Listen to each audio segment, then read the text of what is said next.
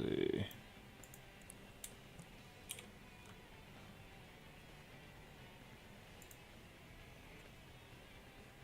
Cool.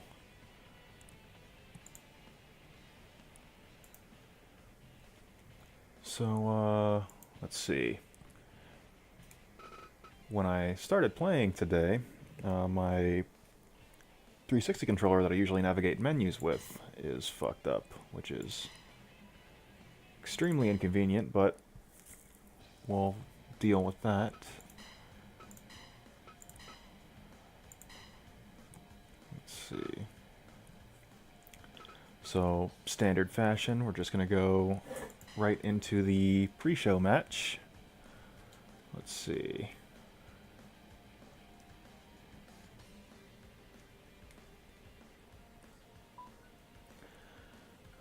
Let's see.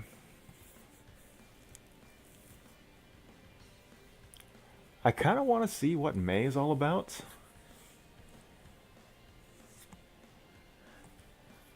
So, I think we're going to do that. And, you know what? Def Jam Fight for New York might be the, Mr. Pre-Show.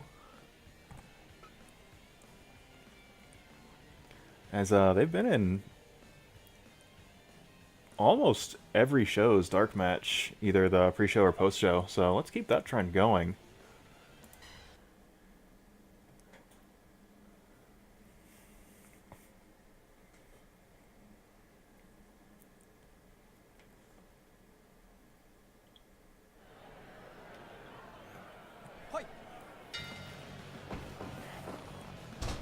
Oh shit, what's happening, Drew? So got some news for you. You will be on tonight's show.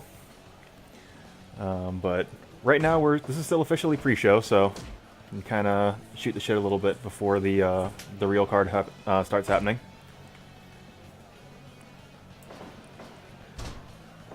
So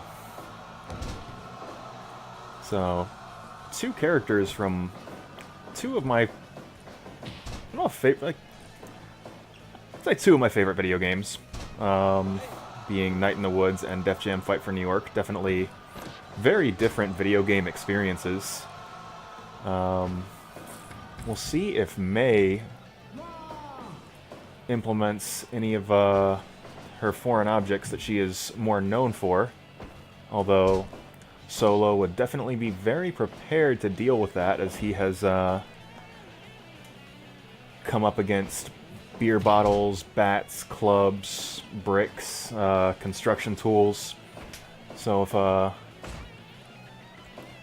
as basically a deathmatch guy, I think Solo's pretty well equipped to handle May's bullshit. But we shall see. He ducks that Tony Jaa.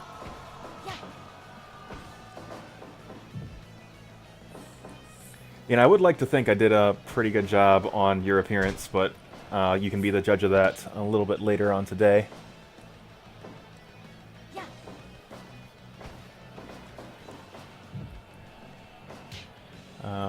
Also, play Night in the Woods and also play Def Jam Fight for New York. They're both good as hell.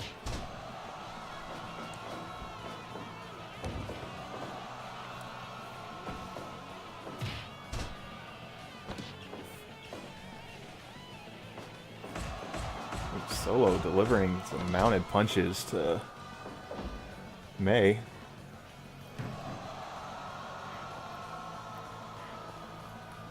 May just quite literally rolling up Solo and rolling back.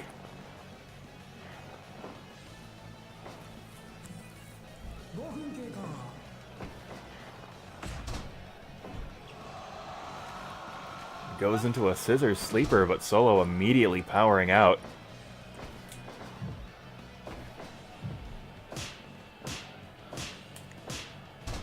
Repeated open hand chops to the chest, and now Solo is starting to work the leg. Haven't seen a lot of focus from either of these competitors' offense. They're just kind of striking at whatever they can get a hold of.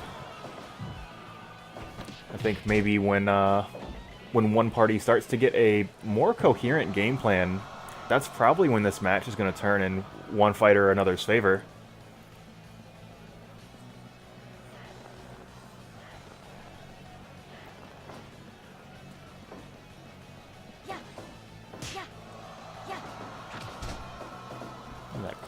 Big spinning kick followed by a knee drop right in the center of the ring.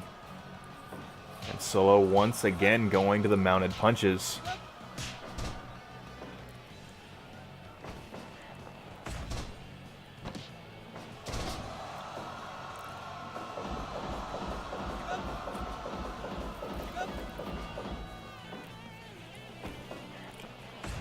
There is the rage that we have known May to have in her heart. Just throwing those back-to-back stomps. And again, going to that scissor sleeper. Just taking all of her frustrations out on her opponent in this match. But Solo is proving to be more difficult to handle, as he is not submitted to either of those sleeper holds. And is hanging on despite May's best efforts. However, needs a moment to recover his stamina. Something that competitors of Def Jam Fight for New York all are very familiar with. Sometimes taking a breather, starting to recover yourself is more important than applying additional pressure, particularly in that setting. Nice big sweep, kicking May's leg out from under her leg.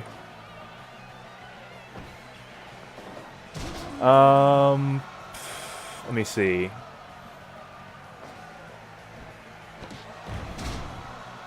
I mean, I could always bump your match. Let's see. Probably in about 30 minutes of like real time, because I've got 3 matches that'll take place before yours would, but one of them is the Maglo Battle Royal. So that one's kind of a toss-up on how quickly that's going to resolve. But if you got to grab something and you want me to bump your match, just let me know when you're walking out the door and when you're getting back in, and I can move you a little bit further down the card. I think as a sponsor of my show, you've got some degree of privilege in that regard.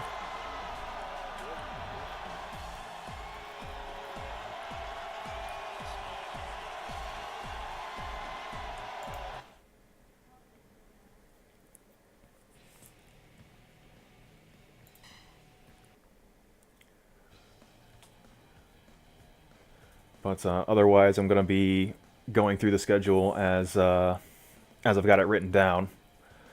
So, yeah, we are going into another week of Blake's House Professional Wrestling. If you caught last week's show, we have a new champion, Antonov, from the King of Fighters universe, taking a decisive victory over Maglo. That will certainly rock the very foundation of Blake's House, as the only championship that we hold currently is the standard 2-on-2 tag title. The King of Fighters format TV title is currently held by Too Cool, as they won on last week's show.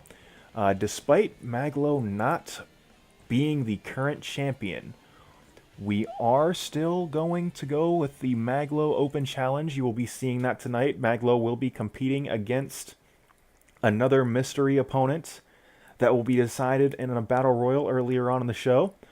The Shoot League. This is probably the most important week of that league, as all 4 blocks could very easily be decided by the matches that are taking place tonight. We once again have COLBY, who is back in Japan. We will be cutting to some live video footage of COLBY wrestling in Japan. We will see who else he has met on his overseas excursion. But got a handful of other surprises tonight. Of course, the King of Fighters format TV title, by the nature of it being a TV title, is going to be defended every week. So you will be seeing that in tonight's main event, as Antonov, as he won the championship last week, can sort of take it easy, take this week off, as he has earned his right to celebrate. But let's jump right into our first match of the card. I did get AEW tickets. I was extremely surprised at how low the demand was. Also, what's going on, Cinderfallen? I did see you popping into the chat. Was just doing my little pre-show spiel.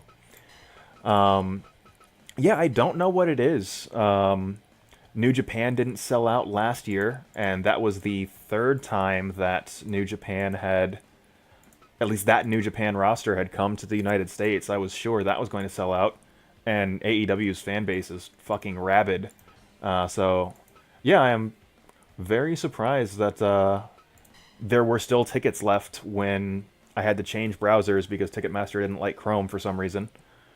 And yeah, there were still tickets. It was, let's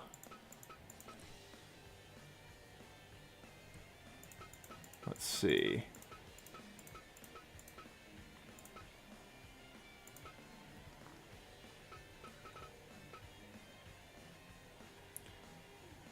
You know what? Let's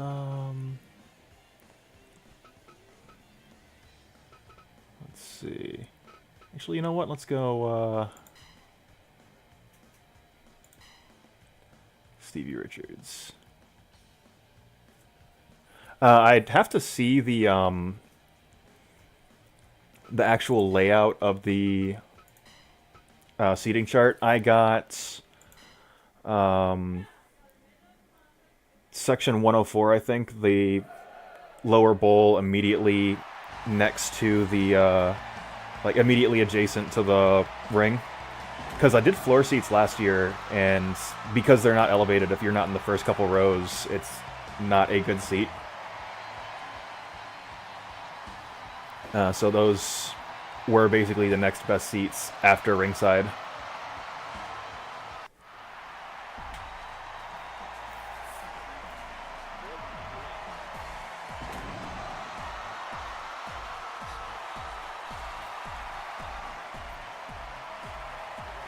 Yeah, I don't regret doing it last year, but I think I'm going to be happier with my seats this year. Although I forgot about like how bullshit Ticketmaster's fees were, because I ended up getting 4 tickets and they were all $10 more expensive than they were advertised. But I think that is about the end of me being interested in advertising a competing product. Although, despite saying that, we do have A-Man once again in tonight's opener. A-Man, you saw last week wrestling against Japanese wrestling legend Taka Michinoku and winning in decisive fashion. He is currently the best that Judgment Pro Wrestling has to offer, and we will see how he fares against Steven Richards in tonight's contest. Richards, of course, a very versatile competitor. We'll certainly have to watch out for that Steven kick that could come seemingly out of nowhere. But if A-Man's performance last week is to be believed, A-Man is prepared for a great deal as he bested the submission specialist in a fairly short contest, and Taka really didn't have many opportunities to do much of anything. So we will see how well he fares against Steven Richards tonight. And thus far, that power advantage that A-Man has is being put to good use, just powering out of every offensive effort Steven Richards has put forth so far. Back elbow, Stevie rolling out of the way, but A-Man was basically unfazed. He immediately gets to his feet and hits that belly-to-belly overhead suplex. And I gotta question the strategy of Steven Richards slugging it out with the larger competitor. And A-Man is able to get to his feet first. Stevie kind of struggling to find his footing in this matchup. Big running body press from A-Man. One of his signature holds. Ooh, sidestepping that discus lariat, but unable to get around that big choke slam. Harada with a 2.9. And Stevie's still trying to find out where he can really get a foothold and start making his way to the top of the mountain that is A-Man. Big swinging neck breaker. Cover possibly out of desperation, not even getting a 1 count. A-Man just powering right out of that pin attempt.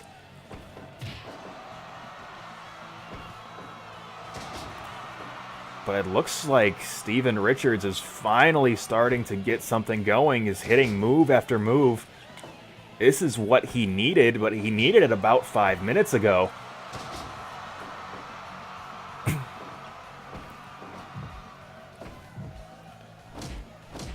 Just repeated shoulders to the breadbasket of A-Man, possibly trying to take the wind out from under him. Gets a 1 count off that cover, but it's still going to take a lot more than this to bring A-Man down. And A-Man this time able to power his way out of the corner. And big double stomp going up to the top rope again. And this time with the back elbow right into the spine of Stevie Richards.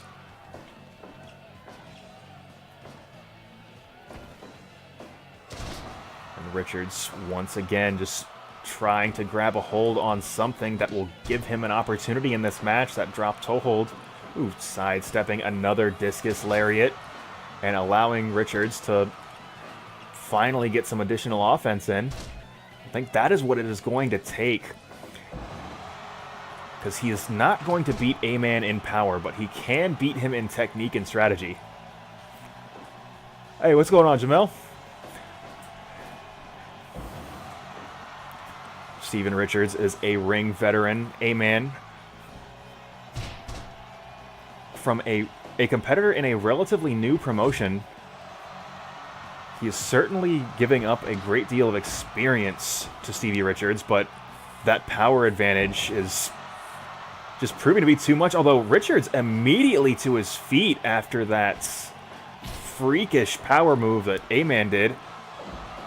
And that running body splash, one of his signature holds, and Richards just denying whatever offensive effort that A-Man had there, and that's flipping guillotine, getting 2.9 out of it.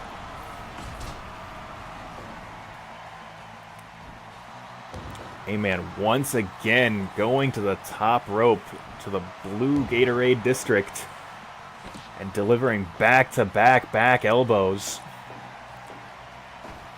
That monstrous head hold lariat. Richards is just struggling to survive at this point.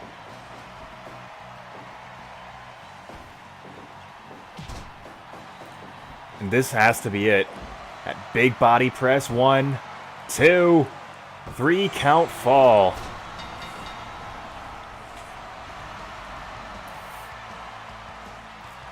And A-Man once again victorious in our show opener. Proving that Judgment Pro Wrestling is a force to be reckoned with.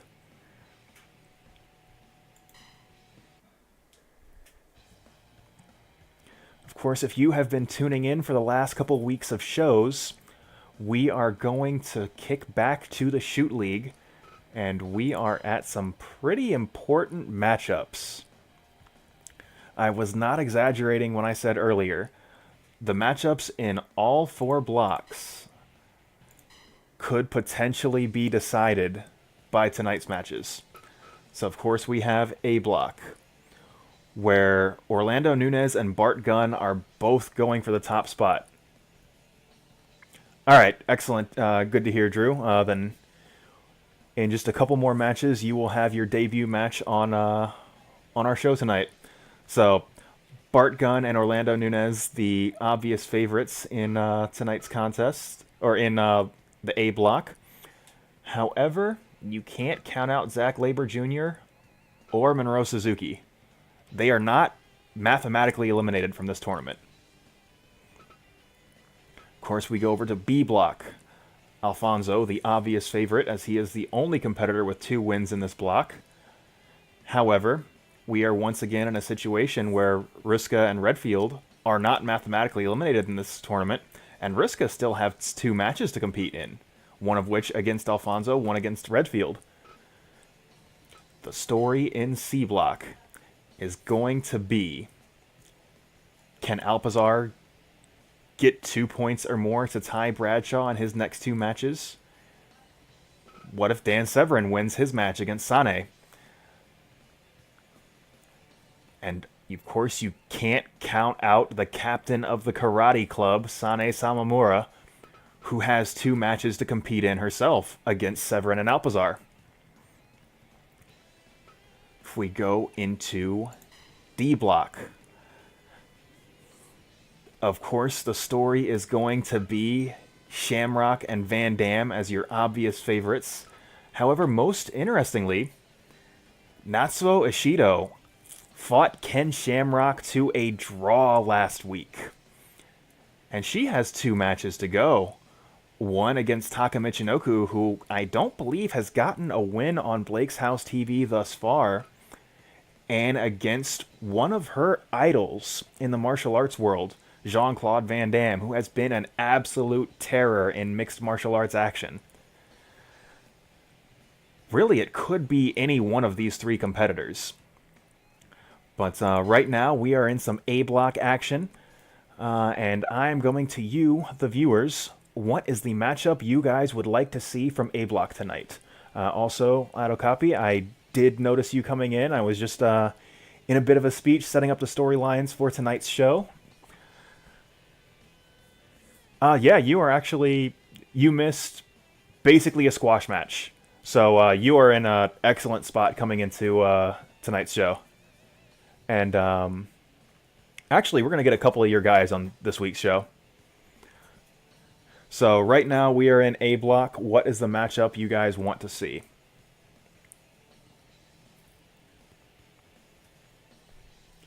A-Man from GK's Judgment Pro Wrestling squashed Steven Richards.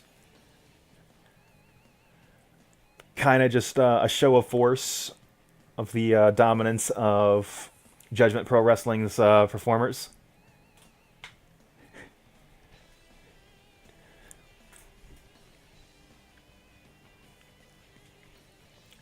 You know, gotta build them up, brother. And if you guys don't pick a match, I am going to pick a match. Let's see here. Could have Minoru Suzuki versus Yuzuko. We probably can do that unless they have already fought. Yuzuko and Suzuki have already fought in A block. I think I'm gonna put on Zack, Sabre, and Suzuki as we could close out a couple of different angles going into this. And these matches are short enough. If we want to put on another one, I am not opposed to it at all.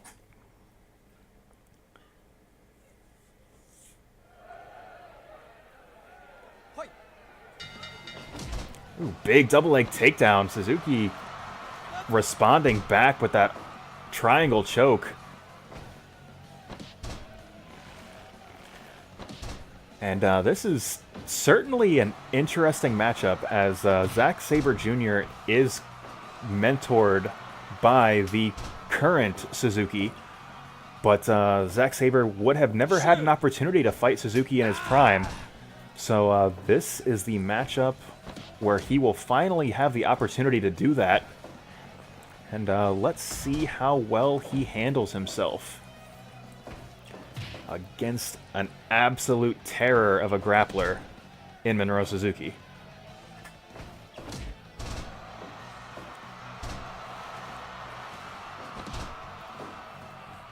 Suzuki trying to pick apart Zack Sabre.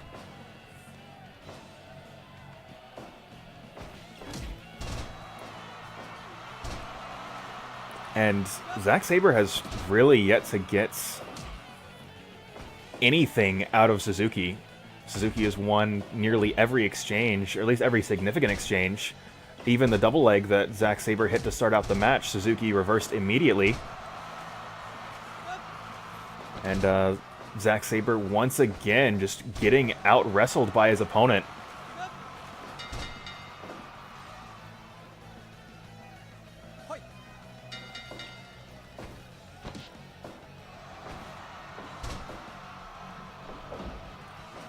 Zack Sabre just trying to soften Suzuki up to maybe get a more advantageous position when he does finally lock on a hold, and he is finally able to do so at this point in the match. I was about to say, if he doesn't start working those joints soon, he is going to be in trouble, as we are already a minute into the second round. And now it is Zack Sabre giving Suzuki a taste of his own medicine as he receives the double leg, but counters it immediately into that triangle choke.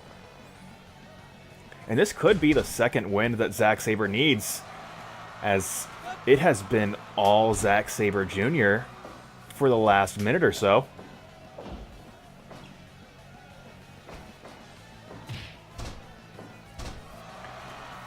And Suzuki responding back, seemingly just to answer what I just said about the momentum that Zack Sabre had had. And now they are trading holds left and right.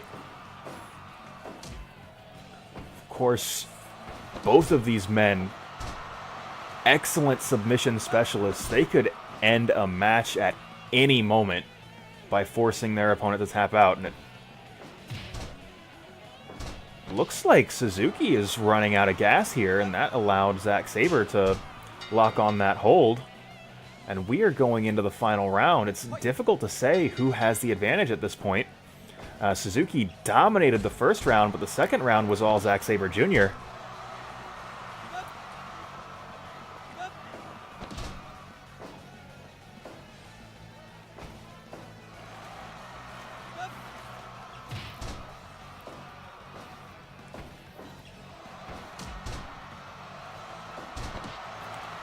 Oh, beautiful counter from Zack Sabre. The two of these men, just excellent grapplers. They can come at each other from a bunch of different angles. And just like that, flying armbar from Suzuki. Zack Sabre able to worm his way out of that hold.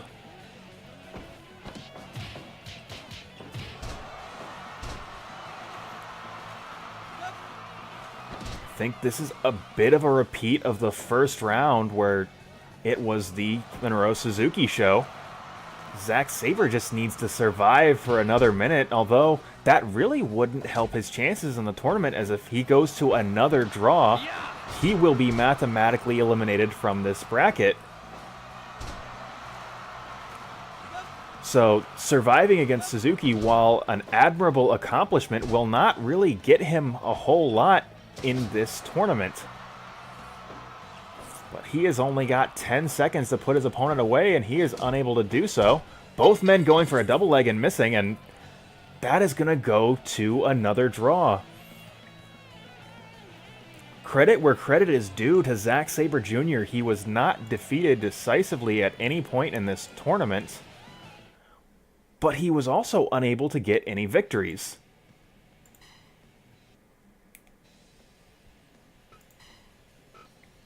So Zack Sabre Jr. rounding out with 8 points.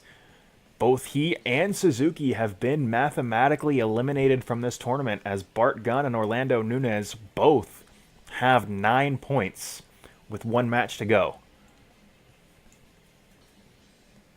Let's see, and I believe both of those matches are going to be against Yuzuko Mawatari. So how about we do this? We have one more match in A block. It's going to be a Yuzuko match. Who is Yuzuko fighting tonight? Because we will save the deciding match for next week's show.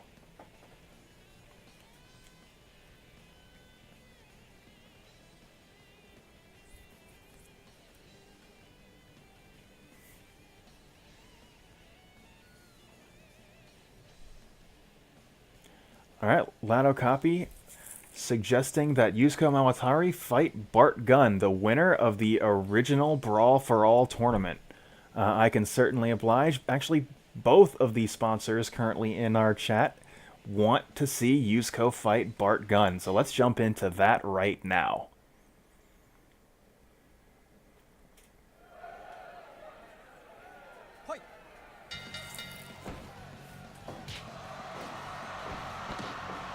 Yuzuko, a bit of an MMA prodigy.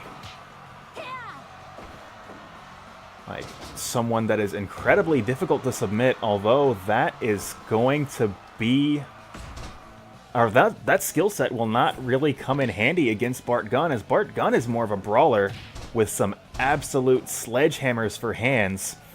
As if you saw in the 1998 Brawl for All tournament, that was what took him to the top of that event. But Yuzuko dropping some bombs on Bart Gunn of her own with those mounted punches. And putting those MMA skills to good use as she grabs on a hold, trying to injure the arms of her opponent, possibly reduce his effective punching power. Let's see if that pays off over the course of this match.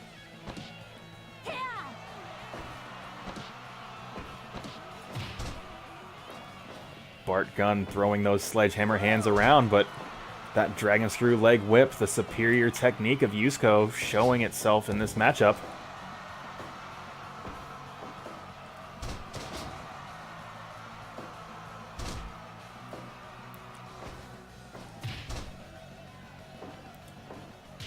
Yuzuko once again going to the mounted punches, and Bart Gunn saved by the bell. That could have been a lot worse for him, as it seemed as though he was having some trouble getting Yuzuko off of him. Bart Gunn is dazed. This has been all Yuzuko so far in this match. And she is continuing to work the limbs of Bart Gunn. Bart Gunn, of course, a power puncher. If you know anything about the science of boxing, the power of your punches comes from the bottom of your feet all the way to your fingertips. So working all those joint holds is going to take Bart Gunn's power away from him little by little. But Bart Gunn seems to have found himself in this second round, as he has been just using that raw power of his against the smaller opponent, but Yuzuko just cutting off his momentum with a kick to the back of the head. And she's just having her way with her larger opponent. Axe kick once again to the back of the head of a defenseless Bart Gunn. Bart Gunn refusing to give up, but he looks dazed. And once again, just kicked in the back of the head.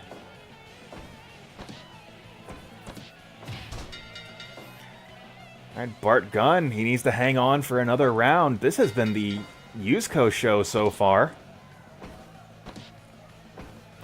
He is not allowing Yuzuko to gain a whole lot of ground with her grappling thus far in this round, which is exactly what he needs to do. And just as I say that, rolls through and locks on a Kimura. Gotta be nearing the end of Bart Gunn's ability to defend himself, but he is just refusing to be grappled over the course of this match.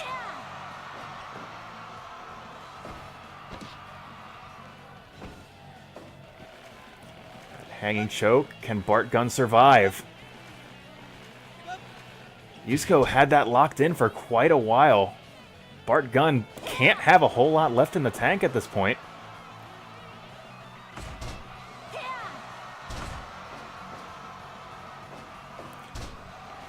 Going once again to the arm of Bart Gunn. She has been working every limb that she can get a hold of. What's going on, Blake?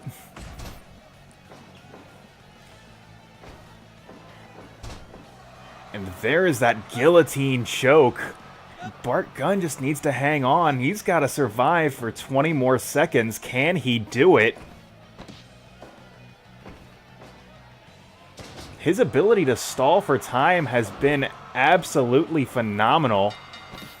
It's that experience in the Brawl for All tournament certainly paying dividends, as he did not give an opportunity to Yuzuko to seal the deal.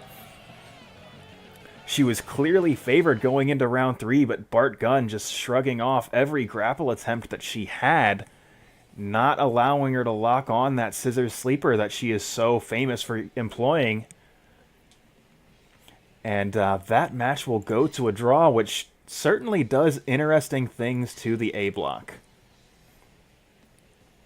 as that mathematically eliminates Yuzuko from this tournament, but Yuzuko can still play the spoiler, as she will be fighting Orlando Nunes next week. If Orlando wins, he advances. If it goes to a draw, I am not entirely sure how the strength of schedule shakes out. Let's see. As both Bart Gunn and Orlando's wins would be against Suzuki. You know, I was also hoping that Yuzuko could beat Bart Gunn, because then that would make this last match a winner-go-home match for both competitors. But at this point, next week's show, all Yuzuko can do is play the spoiler. But the key word being next week's show. We will have to find out who comes out of the A block as the victor. So let me go ahead and save here. So we've got a bunch of people hanging out in the chat, which is good because we have the Over Rope Battle Royal to determine the opponent of Maglo tonight. So let's jump right into that right now. And actually, let's do a regular Battle Royal. Over Rope is a little bit more chaotic than I think it needs to be. So, a couple people that should be in here. Of course, Terrell, the Battle Royal guy. In honor of the sponsorship, I'm going to put Tyler in this match. I know that sets a very bad precedent in that, hey, if this show ever goes somewhere, people shouldn't expect themselves to be in my show. But right now I've got 3 people subscribed. May as well give that to them. I will give a slot to one of GK's competitors. Let's see here. Let's see. Actually, you know, we haven't seen JJ in a while. Not since losing the Tag Team Championships. Let's give him another chance. Nick, I believe you are in the chat. So if you want to suggest one of your wrestlers for this Battle Royal before I give this totally open to the chat, feel free to do so. I do not have a J. Jonah Jameson. Oh shit, another subscription. This time from Blake. You know what? Let's put him in the Battle Royal as well.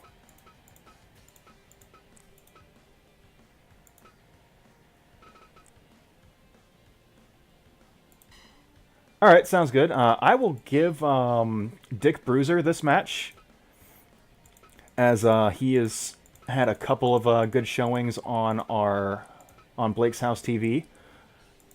He beat Bonesaw in a steel cage match. Bonesaw not having a particularly great record in the steel cage, but we do still have 3 more slots. So if you guys have some ideas, Tyler did in fact buy his way into this match. So did Blake for all intents and purposes. But I appreciate the subscription all the same. Drew, the only reason you are not in this match is because you have a match scheduled for later tonight. But we do have 3 more slots. Of course, we have several real wrestlers, a handful of characters from TV, movies, video games, the entire cast of Def Jam Fight for New York, and as the chat is being kind of slow, let me drop in another Fight for New York competitor, as they have been just having some excellent shows here on the pre-show. Let's see. You know what? Yeah, I think I'm going to give this one to Budden. But we do still have 2 more open slots. Holy shit, Blake just gifting subscriptions left and right. Like, thank you so much. Need to, I definitely need to get some emotes for my channel. So the sub actually does something worthwhile.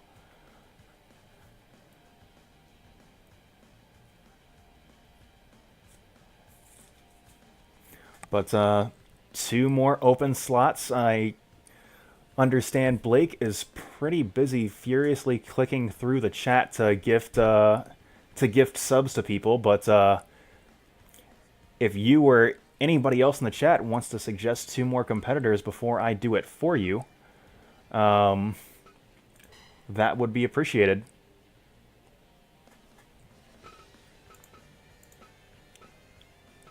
Actually, you know what? I'm going to put Jeff Angel in this match. And, let's see. And since y'all are taking your time, I'm just going to fill this last slot with the debut of Rengi Corderio. You know what? Yeah, I'll put Maxima in there.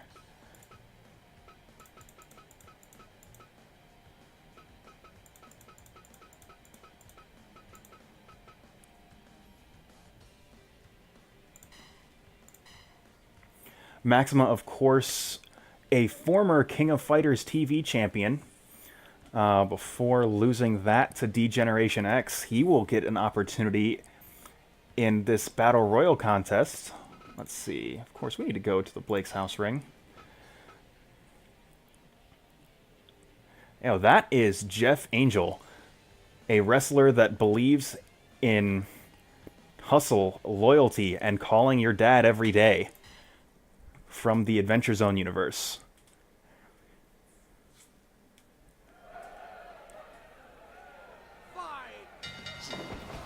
So, of course, at the start of any Battle Royal, it is absolute pandemonium. It is going to be far too difficult to call any one aspect of this match. Let's see. I guess the people to watch out for, both JJ Mondo and Dick Bruiser, are absolute powerhouses and possibly favorites to win this contest, although Maxima is a former champion as well and is someone that should absolutely be respected as the steam-powered cyborg.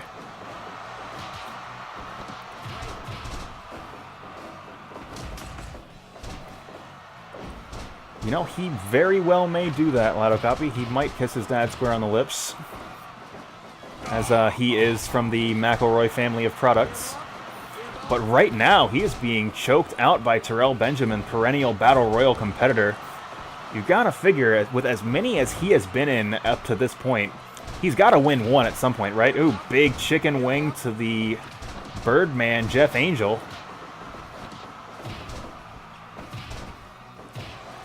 And Terrell again going to that chokehold. It looks like he's employing a different strategy over the course of this match, where he was more known for his power offense, lifting and dropping his opponents. It looks like he is going for grabs in a different capacity, trying to work the joints of his opponents. Those are still grabs, so it definitely fits his general strategy. But we will see if this change in tactics pays off for him over the course of this match. There are currently no eliminations, so this could go any sort of way. Maxima missing with that dive and goes crashing to the mat. And we've got Robot and Robot against, well, Cyborg and Cyborg against the hero of the Adventure Zone universe, Jeff Angel.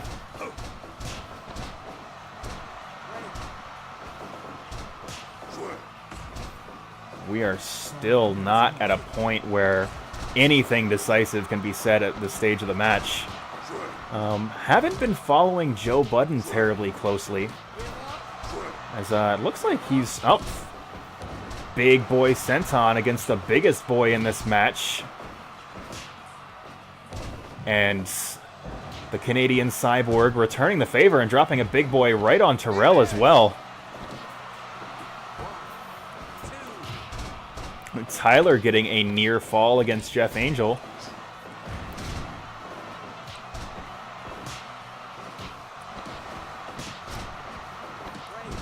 Beautiful straightjacket suplex from JJ Mondo. and throwing around those metal arms. Just causing absolute havoc to anybody on the receiving end of them. Blake nearly dropped by JJ Mondo, but able to kick out.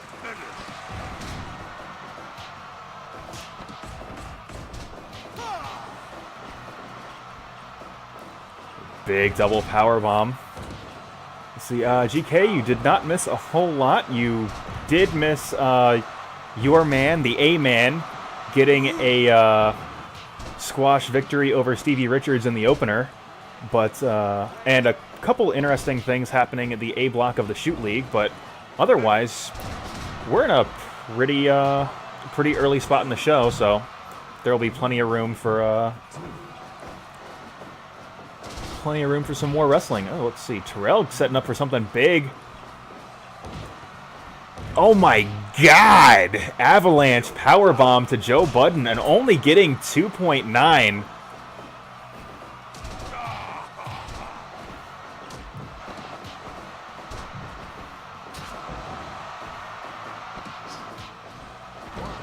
Blake hitting the Dudley Dog on JJ Mondo, but Mondo to his feet first. And holy shit, Blake is not done giving subscriptions to people in this channel, so thank you very much. You big Death Valley driver from the Canadian Cyborg to the Suicidal Rapper, and gets 2.9 out of the deal.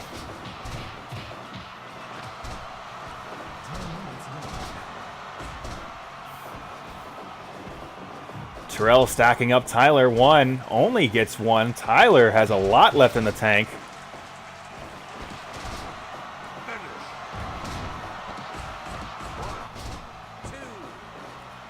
Terrell still hanging on. Jeff Angel with that big falling fist coming from the top turnbuckle.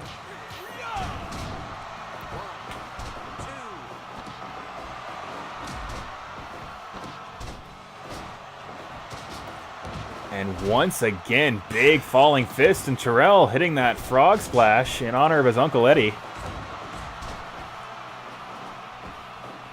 And Tyler with that diving elbow, the distance he cleared was absolutely phenomenal, but Jeff Angel refusing to give up.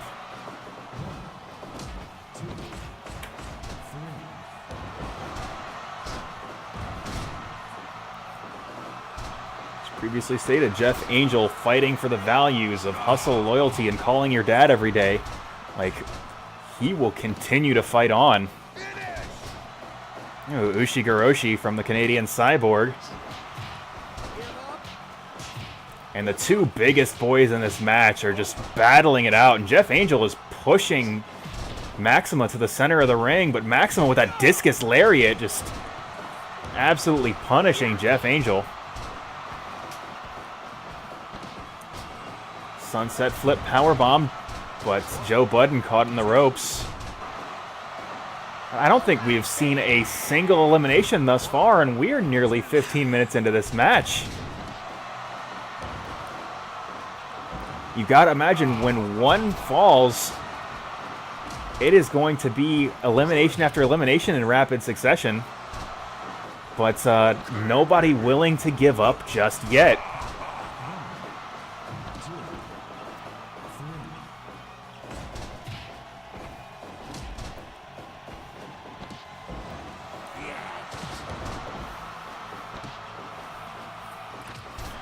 Joe Budden just robbing Terrell of that diving elbow, pulling Jeff Angel out of the way. And Jeff Angel, the first competitor eliminated in this contest.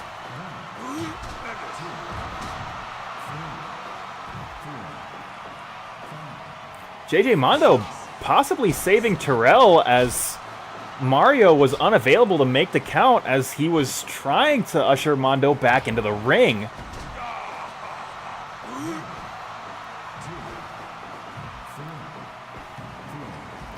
So Terrell, the Battle Royal legend, just possibly staying in this match out of pure luck. Big lung blower from Blake, but looks like the chaos around him is leaving him unable to capitalize, and really is just an absolute mess in the orange Gatorade corner as Joe Budden submitting Blake with that knee bar. Like, the submission prowess of Joe Budden is not to be underestimated.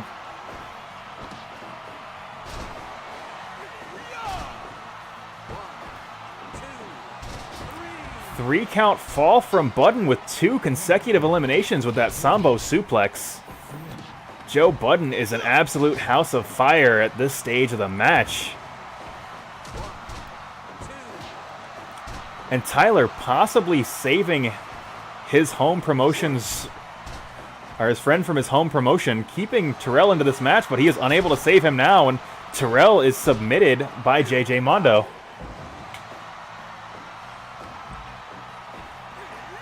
Here, a call from the crowd saying Maxima ran out of steam. And I deeply regret not coming up with that on my own, so credit to you, Sir Serpa. And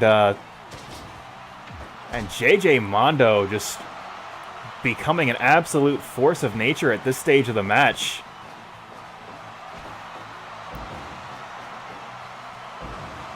JJ Mondo wants back into the top of the card after losing those tag team titles to Sterling and Warzala, and this match just might be the key to get him there. Stroke onto Joe Budden. Looks like Tyler thought about climbing to the top turnbuckle, but thought better of it with the chaos around that. Super kick!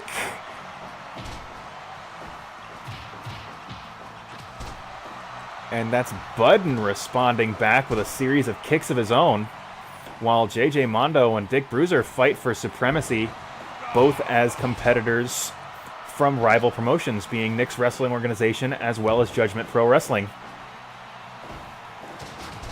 Big Pele kick, and Dick Bruiser's not finished. He is refusing to tap out to this scarf hold, but Tyler, I believe, will tap out to the ankle lock, and we are down to 3.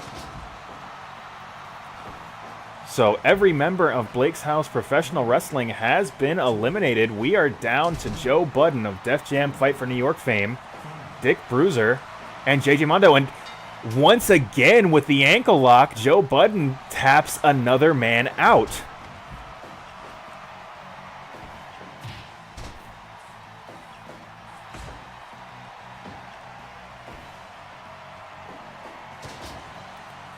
Suplex with bridge, but Joe Budden able to get a foot on the ropes. This could really go anywhere. Joe Budden kicking JJ's leg out from under his leg and goes for a rolling knee bar, but JJ able to get to the ropes. That could have been it, but looks like JJ will get another chance at life. Another back elbow right into the center of the back of Budden, and goes for another back elbow. And slinging those metal arms around, just all power. Oh, that could be it. 1, 2. Only 2. JJ is not ready to give up just yet.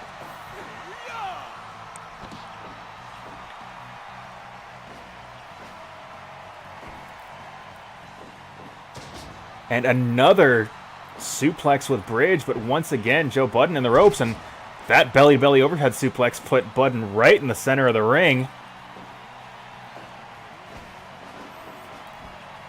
And JJ has just been absolutely dominant at this stage of the match, pulling Budden to the center of the ring. If he goes for the cover here, this could be it.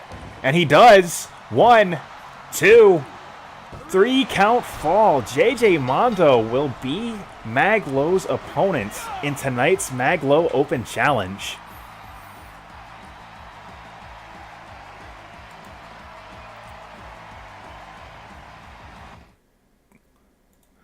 So Maglow, now that he is no longer the champion of Blake's House Professional Wrestling, he has been bumped from the main event slot, as we do have a title match tonight. But you will be seeing that matchup later on tonight. And JJ, strong showing for Judgment Pro Wrestling. So I believe we've got something going on backstage. actually addressing the status of the Blake's House Pro Wrestling title. So let's go back to that right now. Hey, so what's the deal with the title right now? Alright, so Antonov just won the championship. The number one contender spot is up for grabs. I understand both you and Jamel both won some pretty high profile matches. So it's between you and him, the number one spot for the title. Do you have a decision either way yet? There was a lot of stuff going on in his match that had nothing to do with the promotion, but they were still strong matches. I respect him too much to just demand that I jump in because I was dealing with Eric, and that was actual stuff inside of Blake's house. Alright, I'll tell you what. I could put you and him in a match tonight. He'll go on semi-main right before the tag team championship. Well, there's one problem with that, though. He's always wanting those salty runbacks. We don't really have time for that. We need to get that belt back, right? Alright. Can we do it 2 out of 3? Yeah, I think that's an excellent idea. How about this? Tonight, semi-main events. James Holloway, Hsien-Jo, 2 out of 3 falls.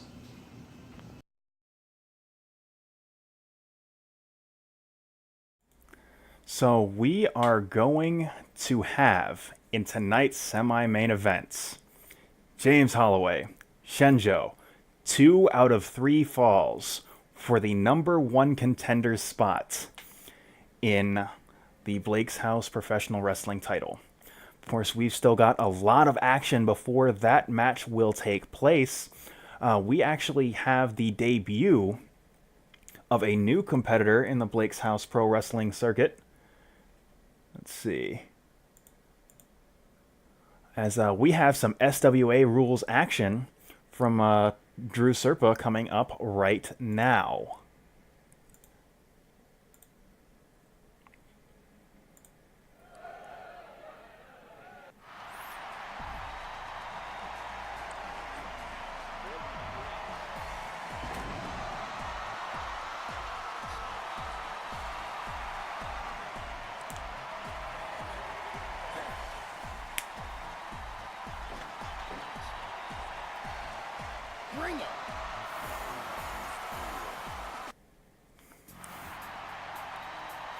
And his opponents.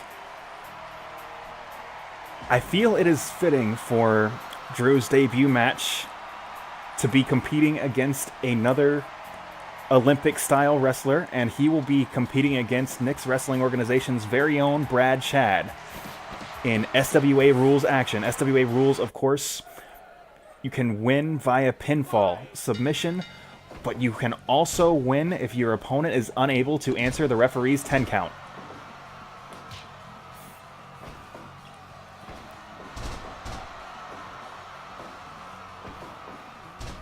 So you are going to see a lot of technical wrestling in tonight's contest. Drew shot into the orange Gatorade corner.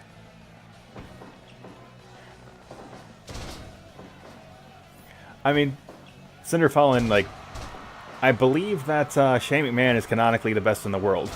At least in the WWE system.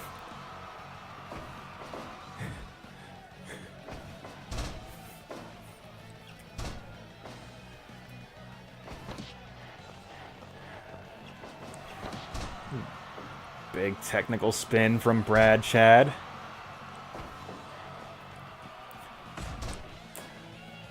Of course, this is a bit of a... This is going to be a lot different from the wrestling you typically see on our show, where it is going to be a lot less big maneuvers. You're going to be seeing a lot of transitional moves, a lot about repositioning your opponent into the most advantageous situation for yourself. And currently it looks like Brad Chad has the advantage over the course of this match.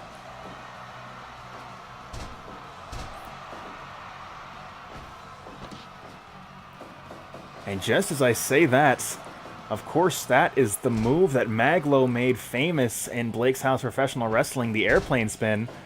Brad Chad willing to put on a bit of a show for the fans despite the seriousness of this contest.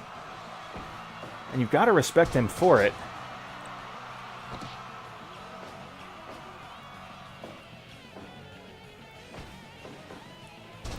And it has been all Brad Chad thus far.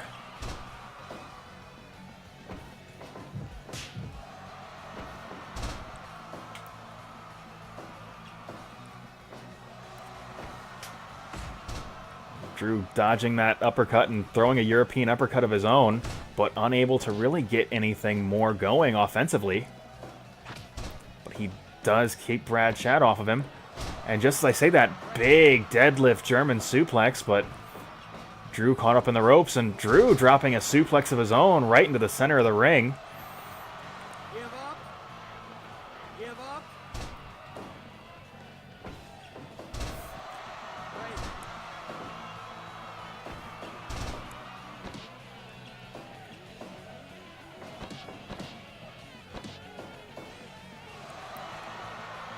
Give up. All right, you can put those on the workshop whenever you'd like to, Nick. I can have them in my save. Shoot League is probably going to wrap up in basically a week. So if you want to have those ready to start competing for that title, that would be a good idea. Give up.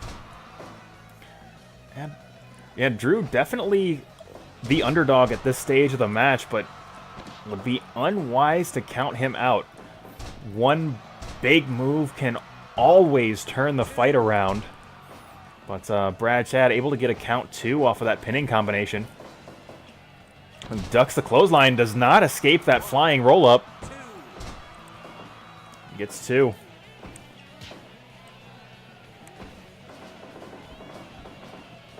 Ducks the clothesline again. And lifts and drops Brad Chad right onto the Yuri on Ice logo.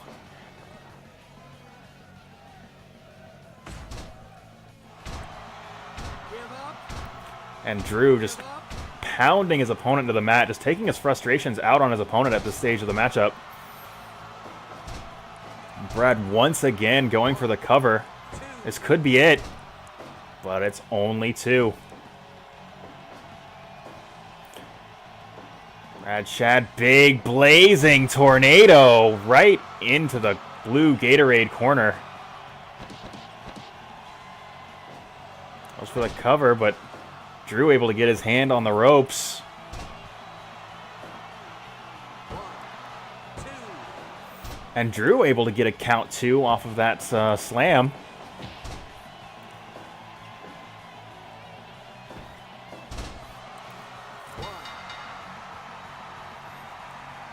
Drew possibly saved by the bell there. Of course, this is a great moment to reiterate the differences between this and the Shoot League matches, where 10-minute rounds, which are an absolute eternity, compared to the 3-minute rounds of the mixed martial arts contests. Oof. Drew very nearly counted out, but 1, 2, 3. Drew seemingly out of nowhere with that small package bomb. Holy shit. Seemed that Drew had allowed Brad Chad to tire himself out and locked on that clutch hold exactly when he needed it. Drew showing a fantastic amount of fighting spirit in defeating Brad Chad. That will certainly not be the last time you see either of these competitors, as that was an absolute barn burner of a match. We will have to have both of them back on Blake's House TV in the very near future. Also, Super Adaptoid, see you popping into the chat. Appreciate you tuning into the show.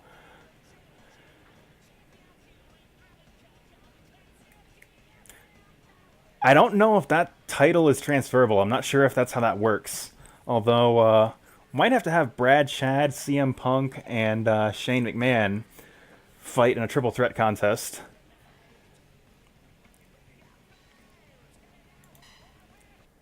So, of course, after that shoot-style contest, we are going back to the Shoot League.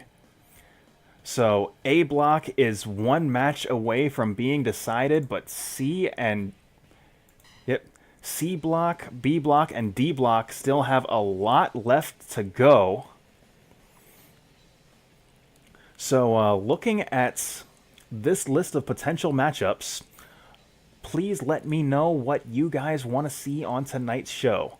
There is one match in D block I'm not going to let you guys see tonight because that's going to be the main event of the D block competition, but B block is totally wide open. What do you guys want to see thus far?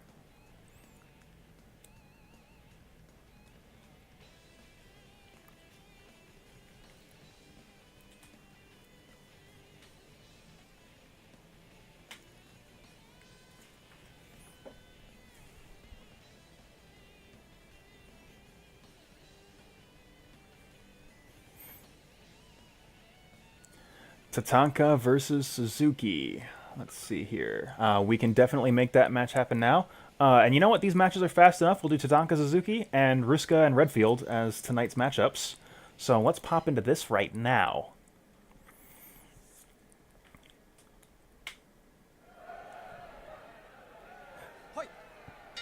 So we saw Suzuki earlier on tonight's show. This is an older, potentially much wiser than Rose Suzuki, against Tatanka, who is... I know I say it every time he comes up on Blake's House TV, but the work that he put in on New Legacy's Brawl for All is certainly admirable. And he has not been... or he has been a force to be reckoned with in the Shoot League thus far. And he is looking to take out the glass cannon, Minoru Suzuki.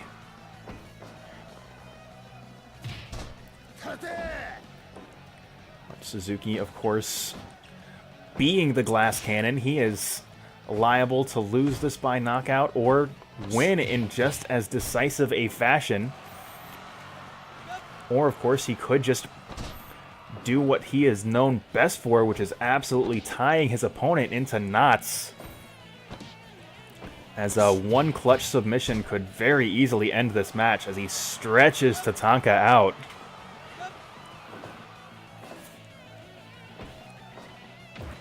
And thus far, it has been all Suzuki this round.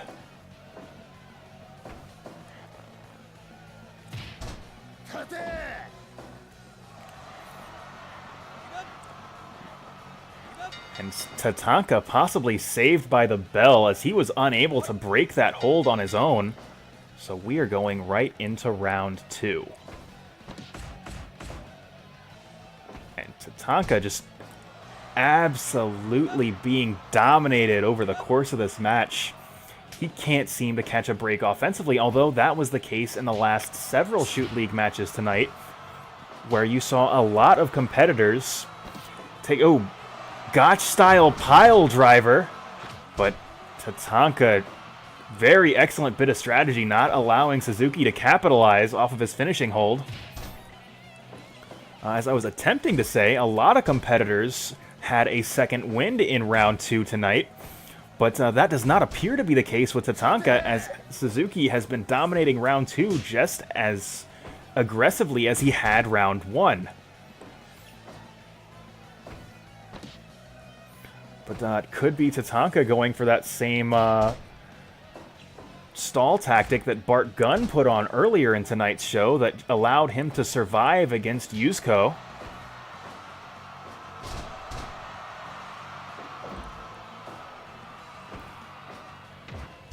Big headbutt from Suzuki.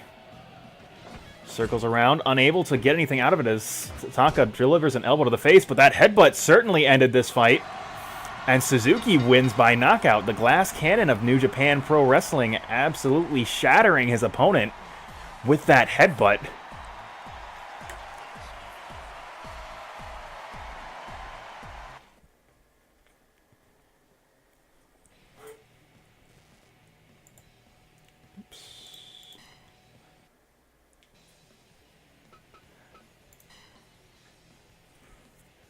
So let's see. I We also requested Willem Ruska against Chris Redfield. Yeah, I would say that was certainly light work. Suzuki made that match look easy. So let's do Ruska and Redfield as the next match in B block. So with that win of Suzuki's, that certainly makes B block slightly more interesting, as Tatanka has been completely taken off the board at this point. Ruska and Redfield is going to solidify this picture a great deal, so let's just jump into that now without any more time spent saying things.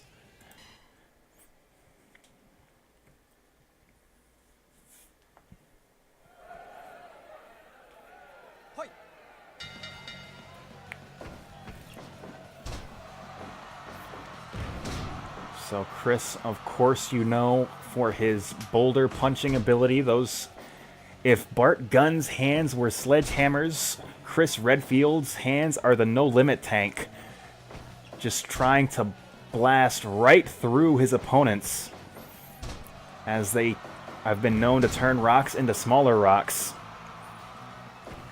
Willem Ruska, of course, more of a grappler, and oh my god, just a minute into round one, Willem Ruska with the cross arm breaker immediately taking Chris Redfield out of the match.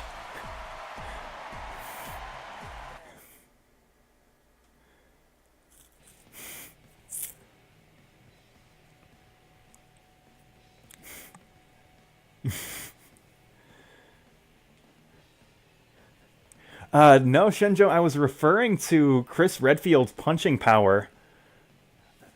But his punching power was certainly neutralized by Willem Ruska just breaking his arm. Yeah, Salaneku, you nailed it right on the head. You can't punch boulders if your arm is broken. And Willem Ruska winning in decisive fashion with the cross arm breaker.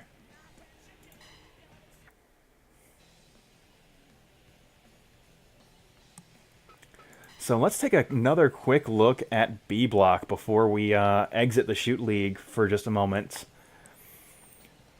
So Willem Ruska with 12 points.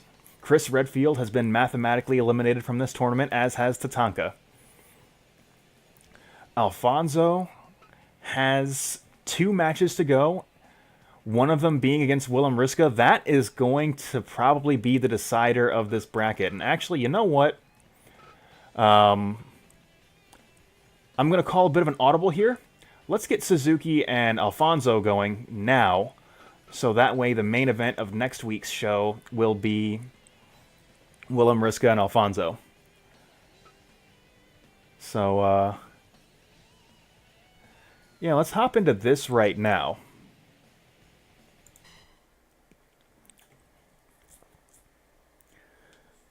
Now, that's possibly going to create a situation where this show is going to run a little bit longer than expected, because we're doing a lot more Shoot League matches than we typically do, but we are at a stage in the Shoot League where the tournament is going to be decided by 1 or 2 matches.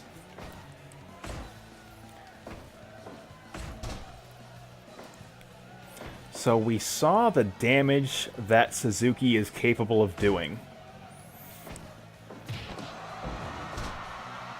Alfonso immediately hitting the stunner. Certainly an unorthodox hold to put on in a mixed martial arts setting.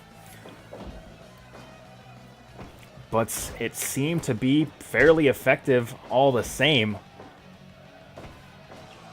Back switch from Alfonso, and this time going for the crossface chicken wing.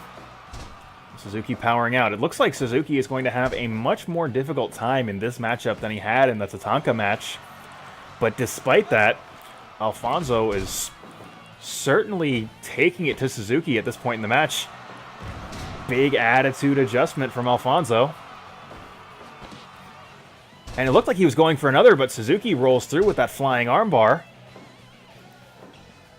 Neither side able to find their mark with the strikes there. Alfonso peppering Suzuki with a combination of strikes, slamming him to the mat. big DDT. This round has been all Alfonso. Suzuki really needs to get something going here if he wants to have a chance in this match. Big cutter from Alfonso. Alfonso locking on the STF, trying to make the submission specialist tap out. Suzuki finally able to break the hold, but after it had done a substantial amount of damage to the legs and neck of Suzuki. So, all power, big slam. Suzuki to his feet first. It looks like Suzuki has finally found his second wind as he is starting to get some offense going. He kicks Alfonso directly into the chest. Goes for the double leg, sidestepped by Alfonso, but those repeated strikes to the face were not, but big rock bottom from Alfonso, and that slam is what did it. Alfonso wins in convincing fashion against Minoru Suzuki.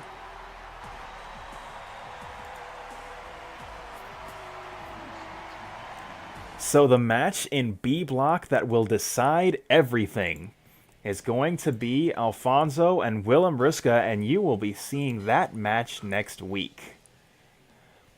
All Alfonso is going to need to do in that match is tie. As Willem Ruska cannot win on a tie, he needs to win clean. So Alfonso has a pretty major advantage going into that matchup. So we are going to save C block or B block right now. We'll be cutting back to C block a little bit later.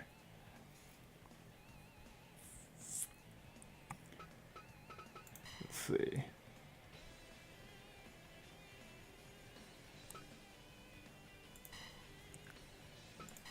I mean, honestly, it's good strategy at this point if he just runs away all match because he wins on a tie.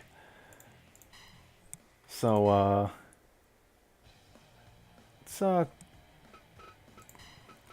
So, I mentioned earlier on tonight's show, we have COLBY, who is back on excursion in Japan. So, we are going to see what friends he has made in the Japanese pro wrestling scene. Before we do that, allow me to go back over some of the things that you are going to be seeing tonight. Of course, we have the Maglo Open Challenge. And we now know that Maglo's opponent will be JJ Mondo from Judgment Pro Wrestling. Hold on a moment, I've got a little bit of clerical work to do. Let's see.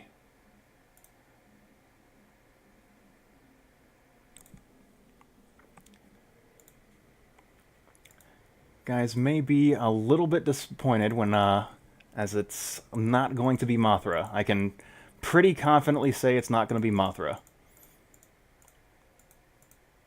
Let's see.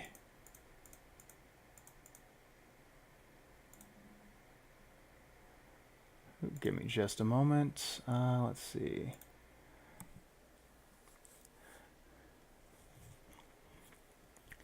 So officially, there's no real rematch clause. I don't know. I mean, it's like every other professional wrestling show. Like, the rules are whatever is convenient to tell the story. So, I don't know. We'll see how this Maglo Open Challenge goes. Of course, the #1 contender for Antonov's championship is going to be decided by this 2 out of 3 falls contest in the semi-main event. James Holloway and Hsien-Jo.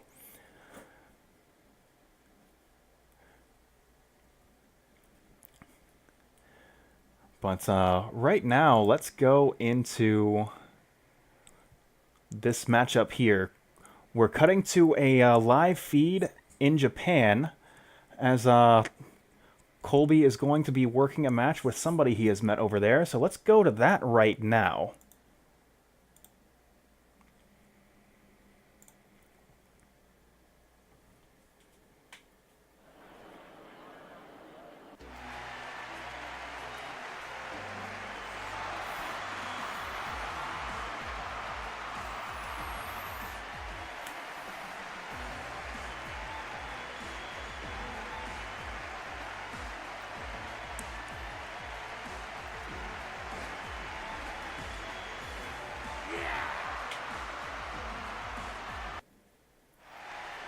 And if the ring mat did not spoil it already, of course, we have the leader of the Bread Club, Satoshi Kojima, as COLBY's opponent tonight. It is going to be Lariat versus Lariat in this contest. And we will see who has the more dominant Lariat. Will it be the Lariat of the East, the cozy Lariat of Satoshi Kojima? Or will it be the Lariat of the West, COLBY's Western Lariat, that will come out on top in this contest?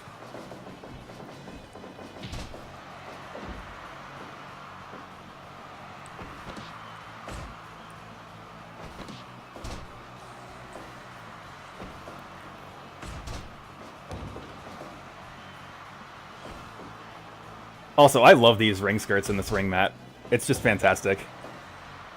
And what's this in Kojima's corner? What's the Gatekeeper doing here? Possibly scouting out his opponents.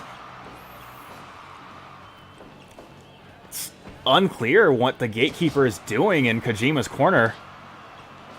But he has yet to get involved in this match. Hopefully that continues to be the case, as I am here for some good, honest, professional wrestling between Satoshi Kojima and COLBY.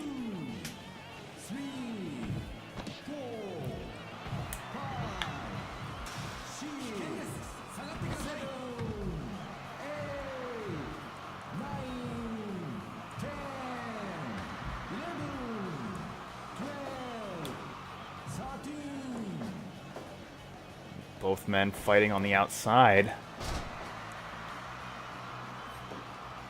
I very much hope that the Gatekeeper does not get himself involved in this match.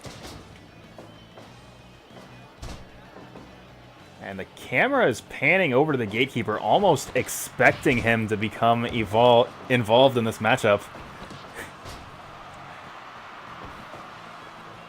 But he continues to just sit on Kojima's corner, almost menacing at this point.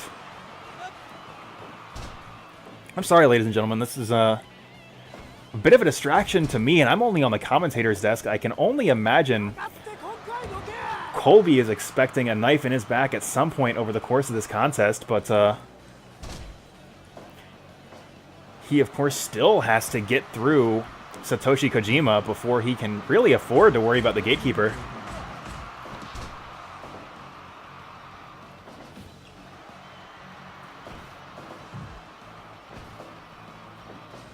Kojima putting COLBY onto the top rope, and COLBY just powering out. Big elbow drop onto Kojima. But Kojima is to his feet first. Cover. Count 2. Big cutter from Satoshi Kojima. Possibly setting up for that cozy lariat. And he hits it. Cover. 1, 2. 2.9. COLBY just barely finding that inner strength to kick out of the cozy lariat.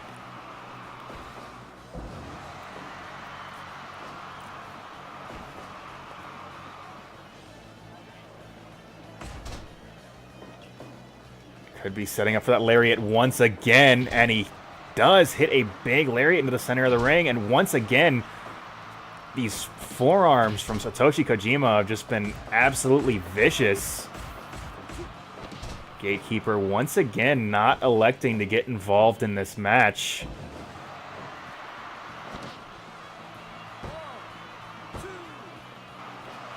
$2.9. COLBY continuing to fight out of these pinning predicaments.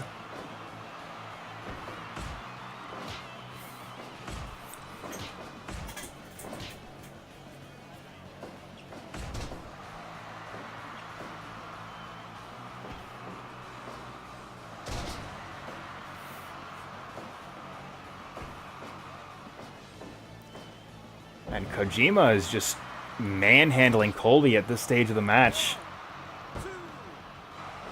But COLBY still not kicking out. I think COLBY's starting to get frustrated with his opponent at this point. And once again, delivering mounted punches to Kojima.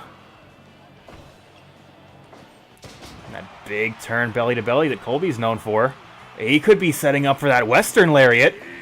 And Kojima, a master of that maneuver of his own, ducks the clothesline.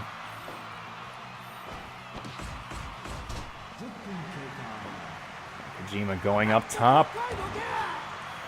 Big diving elbow.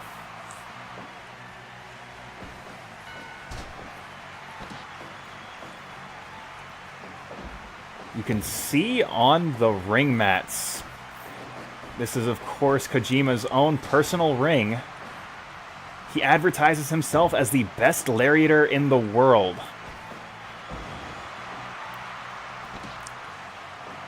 And he has not even given COLBY an opportunity to hit with that Western Lariat. And I can't say that I blame him. It is a just devastating maneuver.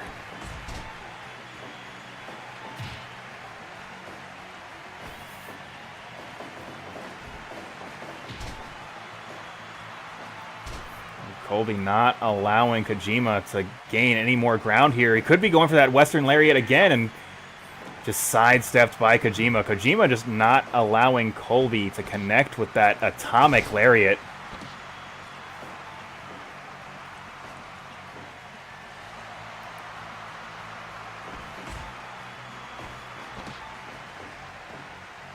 A big pump handle slam, but Kojima able to get a foot on the ropes.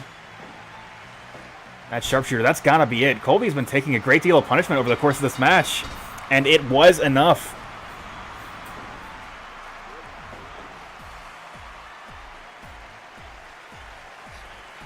You've got to wonder if Gatekeeper just being in Kojima's corner provided enough of a distraction. You saw at no point in that match was COLBY able to hit with his atomic lariat. It could have been that lack of focus that made him unable to defeat his opponent. Or it could just be that on this day, Satoshi Kojima was the better competitor. We will definitely have to check on COLBY's Japanese excursion as that continues to play out. But in the meantime, we have some more matches to go in the Shoot League to crown officially our first Shoot champion. So let's cut back to that right now.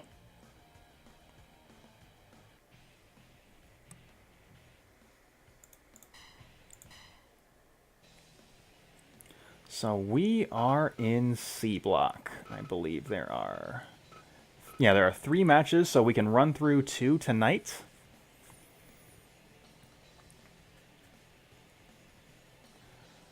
Let's see. So what are you guys thinking? I'm thinking one of them should probably be Dan Severn and Sanae, as that will really clarify the picture of tonight's contests.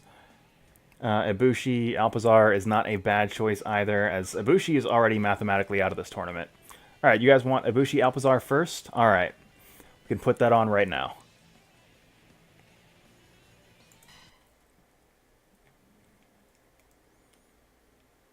In fairness, though, Blake, last week COLBY had to fight Godzilla, King of the Monsters.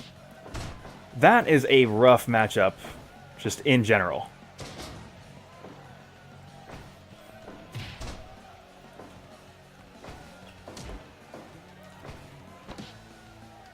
But right now, let's try to focus a little bit more on the Shoot League, as there is some action going on in the Octagon right now between Eric Alpizar and Kota Ibushi.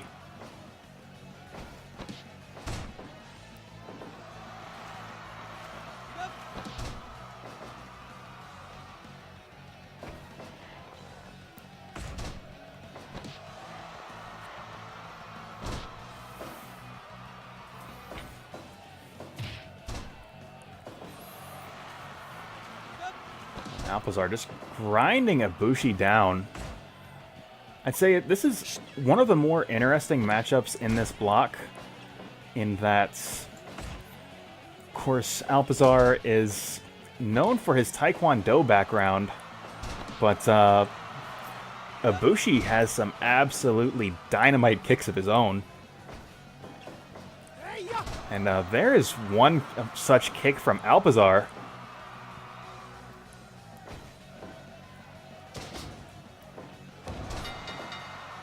See, really neither competitor able to gain the upper hand at this point in round one.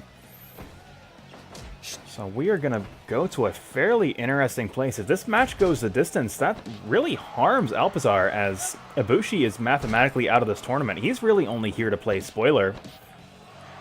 If Ibushi were to win this contest, it would be an absolute coup that Alpizar cannot afford to have happen. But at this stage,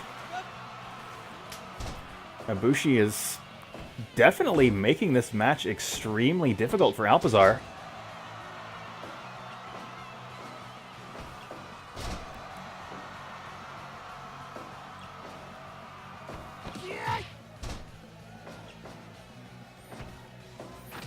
Big Pele kick, not allowing Alpizar to take his back, which, honestly, excellent bit of strategy from Kota Ibushi.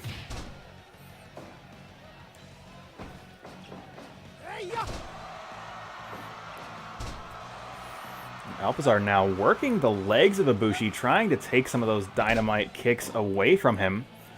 Of course, Ibushi's finishing hold, the Kamigoye, is a knee strike to the head. So trying to take the legs out from under Ibushi is going to be extremely effective. Make that Kamigoye less of an offensive weapon.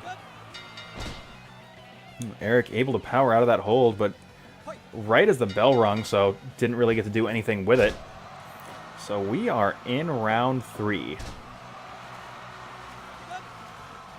This is the point where Ibushi, if he is able to hold on for another 2.5 minutes, he plays major spoiler to Alpizar. Alpizar really has to start taking some risks if he wants to take Ibushi out of this match.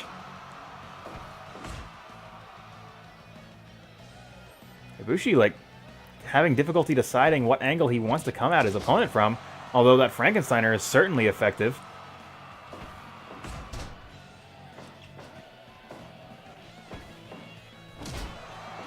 Big STO from Alpizar. Alpizar looking somewhat winded.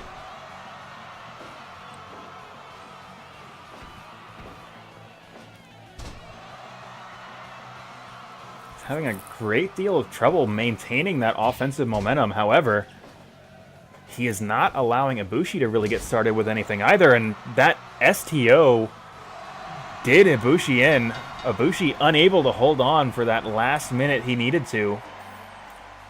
And Alpizar will win. Decisive fashion is somewhat unfair, as that contest could have gone either way, but he will win by knockout.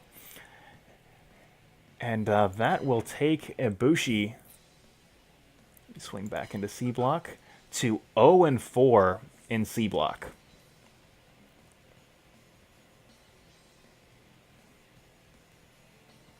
So it is going to be Sanae versus Dan Severn as the next match.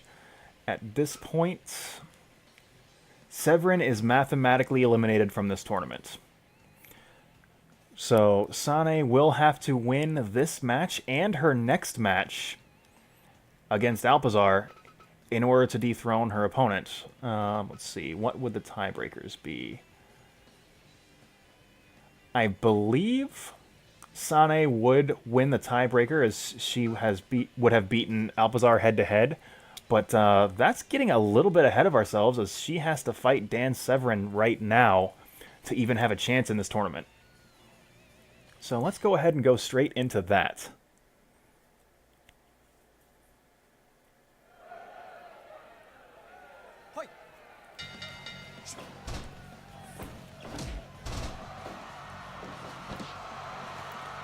So Sanae, we saw, has some excellent MMA defense. as you saw in her debut match against Nikita Stalin from Judgment Pro Wrestling. So despite her strike-heavy offense, she is very capable of protecting herself in a mixed martial arts setting.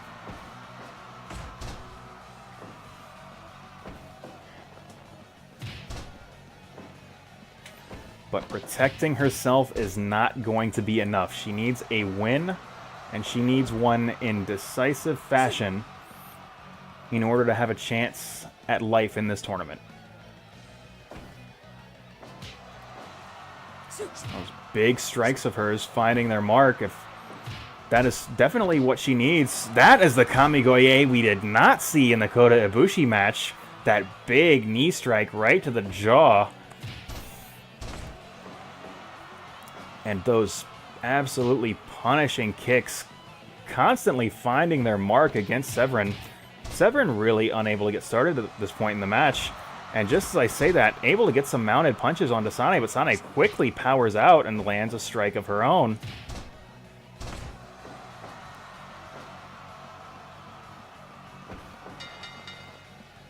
Sanae saved by the bell. Dan Severn unable to really get anything out of that grapple where he clearly had Sanae right where he wanted her.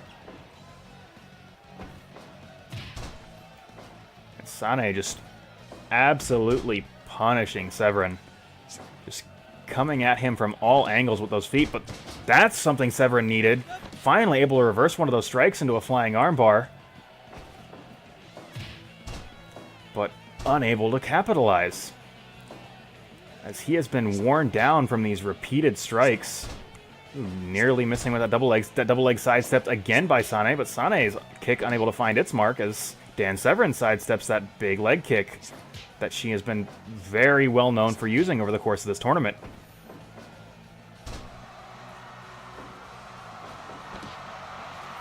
And there is where Dan Severn is clearly most comfortable over the course of this match, getting that mount position and going straight into that Kimura. It looks like Severn is finally starting to fire on all cylinders. But just as I say that, two big kicks to the head of Severn from Sanae. And she's just absolutely punishing him. Severn able to power his way out of that hold. But he is once again just getting kicked quickly and repeatedly. We're going into round 3. At this point, Severn's goal is just to survive, as Sanae has just been dominating this contest. Severn able to lock on that chokehold, slowing that monster down. Let's see if it's going to be enough. He's got still 2.5 more minutes to go.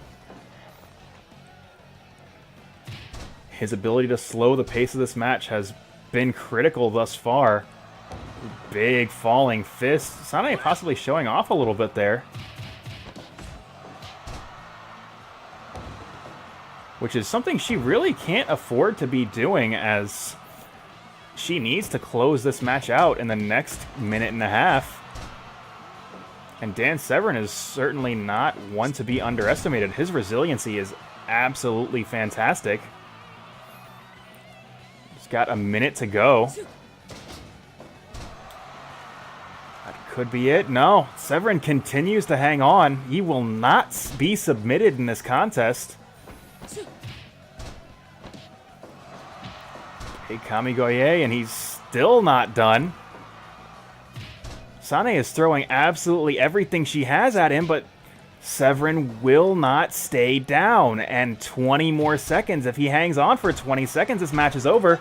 And putting into this something of a rest hold is something that he really needed. Dan Severn was saved by the bell, ladies and gentlemen. That knockout will not count. This match will be a draw.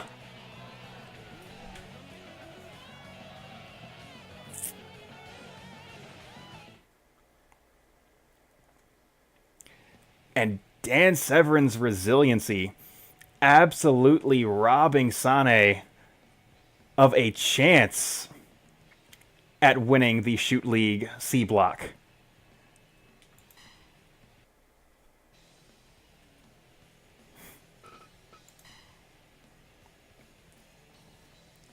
So at this point, this match is effectively meaningless. Alpizar, win, lose, or draw, will advance out of C block. Yo, if that fight went to points, Sanae would have won clean. Severn got basically no offense into that match. But the rules as they are written, if there is not a decisive victor in 3 3-minute rounds, it will be a draw.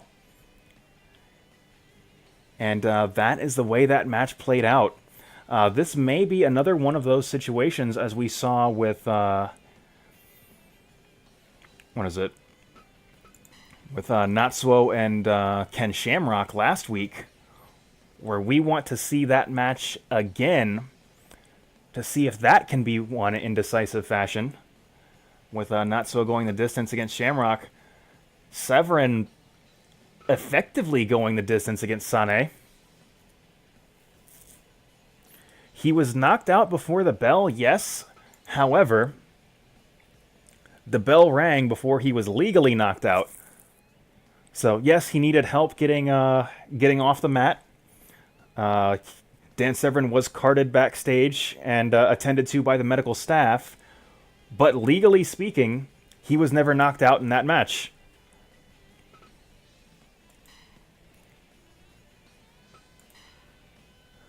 But right now, we are going back to the standard Blake's House ring, as we have the Maglo Open Challenge a little bit earlier on in the night, as Maglo has been bumped off of the main event. Let's see.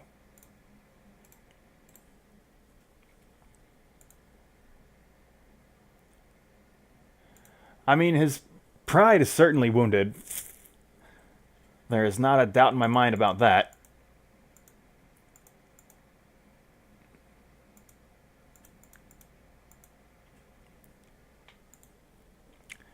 But legally speaking, he did not lose that contest. But let's go. Like I said, we are going back to the Blake's House ring. Maglo is continuing to take on all comers. Despite not having a title belt, he has still got the pride of this promotion on his back. And JJ Mondo, who won the Maglo Battle Royal, is challenging in the Maglo Open Challenge. So let's not waste any more time. Let's get right into that match.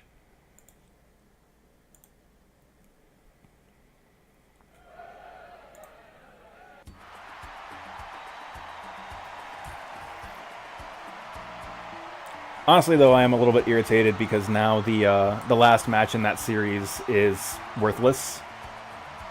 But it is what it is.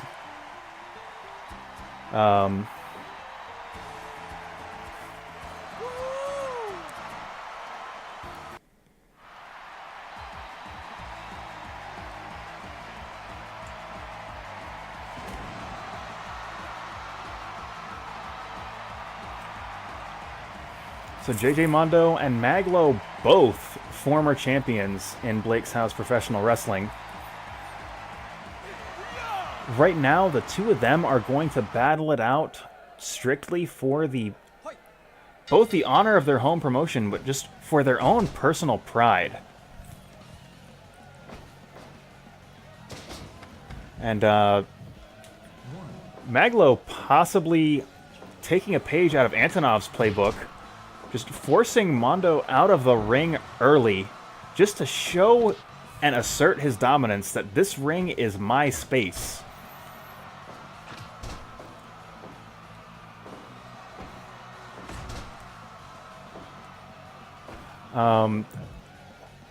Aside from the fact that this is Maglo putting his own personal pride on the line, this match has no real stakes within the context of the promotion. This is just Maglo as a competitor wants to take on the best, and JJ Mondo certainly proved himself both as a former champion as well as in tonight's Battle Royal contest that he is someone that should be respected in a professional wrestling ring, and that is the kind of opponent that Maglo wants to fight. And this is... Now, I brought this up earlier with the Brad Chad match. That is the airplane spin that Maglo made famous, hitting it in this match against JJ Mondo.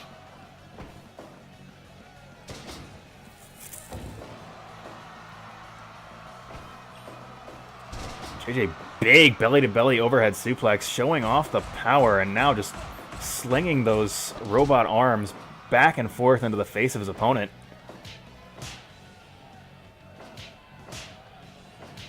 And JJ seemingly able to get the upper hand as he pushes Maglo back, but Maglo is able to get to his feet first out of that exchange. Maglo running the ropes, hitting his signature sliding D right into the face of JJ Mondo.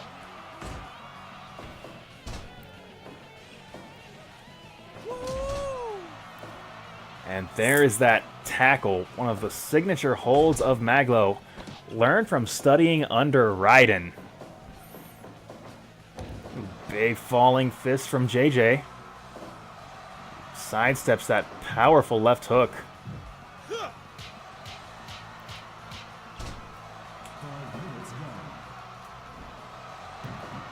Maglo able to roll out of the way from that falling elbow, as JJ just crashes to the mat, and he's dropped to the mat again by that clubbing blow.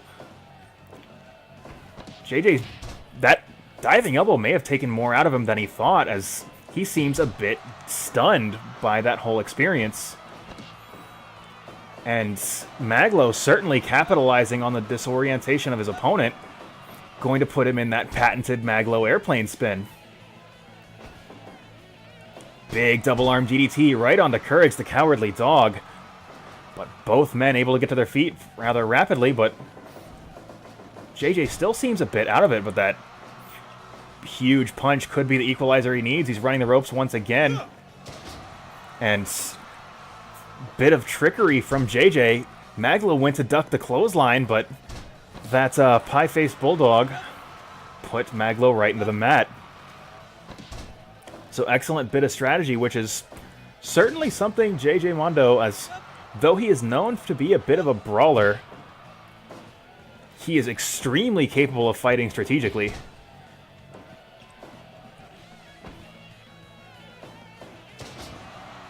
There's that big double underhook suplex that he employed to great effect in the Battle Royal earlier tonight. And Maglo answering back with that double arm DDT. JJ just kind of powering out of his opponent there.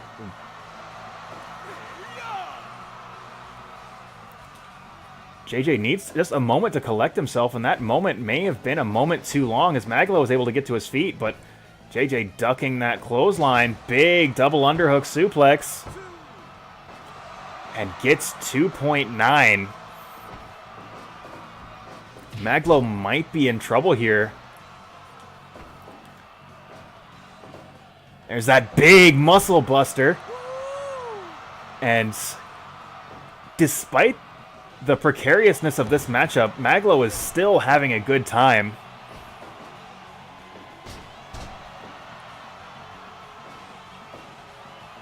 Although he certainly is that big cover. And 2.9. We are both at one near fall apiece, and Maglo possibly having enough of that. Hits the big Maglo driver. And JJ kicked out. Maglo gave him his best, and JJ kicked out of it. So let us see what Maglo can do to respond back to that. There's another one of those big bulldogs from JJ. JJ still a bit winded. Certainly taken a lot of damage over the course of this match. Both of the men going up top. And Dragon Suplex, Avalanche Dragon Suplex off of the orange Gatorade corner.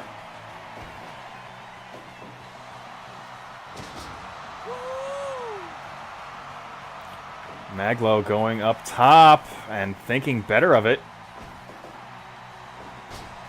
as JJ Mondo was able to scramble to his feet.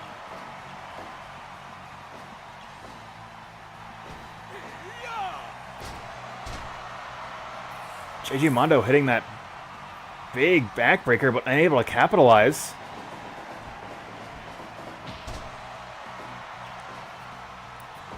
As he has taken everything from Maglo.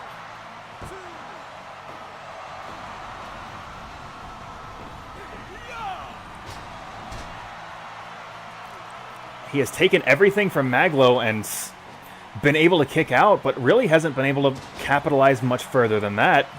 Maglo seems to be going up top, setting up for something. Big body splash! And only gets 2.9.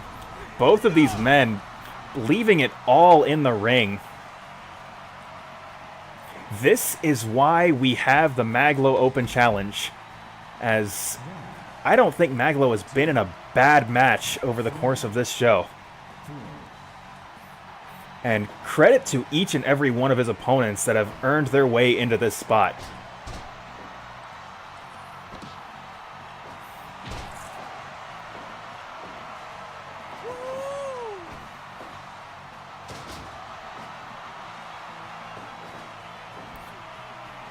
Big springboard body splash, but JJ able to get his foot on the rope, and that strike combination puts Maglo right into the mat. Big diving elbow. It looks like he's setting up for another one. Another diving elbow. And locks on the armbar, and I think that's it.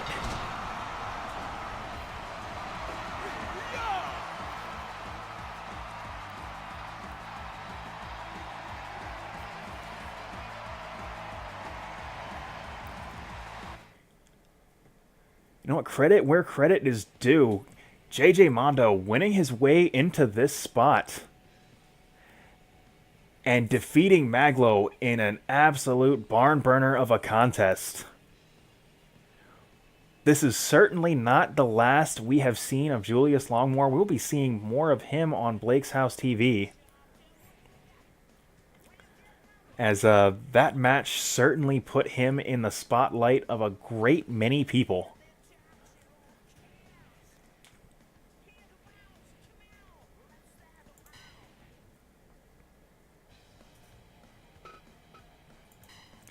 So, let us advance back to the Shoot League. We still have some matches in D Block to go through tonight. So let's take a look at what we've got going on here. So Ramon has a match against Taka. Natsuo has a match against Taka. Natsuo has a match against Van Dam. And this is the pay-per-view match. I'm not going to let y'all see this one tonight. But we can do at least 2 matches from D Block tonight. Antonio, as in like all my characters are on the workshop now. They should be accessible. You can go to my profile and pull Taka, Michinoku, and Ramon. All right, let's run that right now.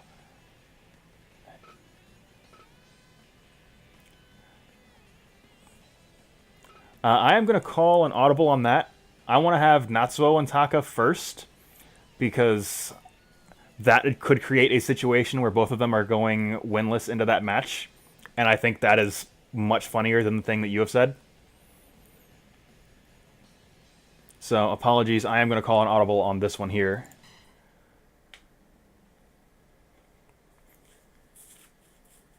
Alright. We do have we have more matches in D Block than we do in A, B, and C, so we could just run 4, because they're all quick. I mean, Van Dam's matches are potentially lightning fast, because he can just kick your head off at any given moment.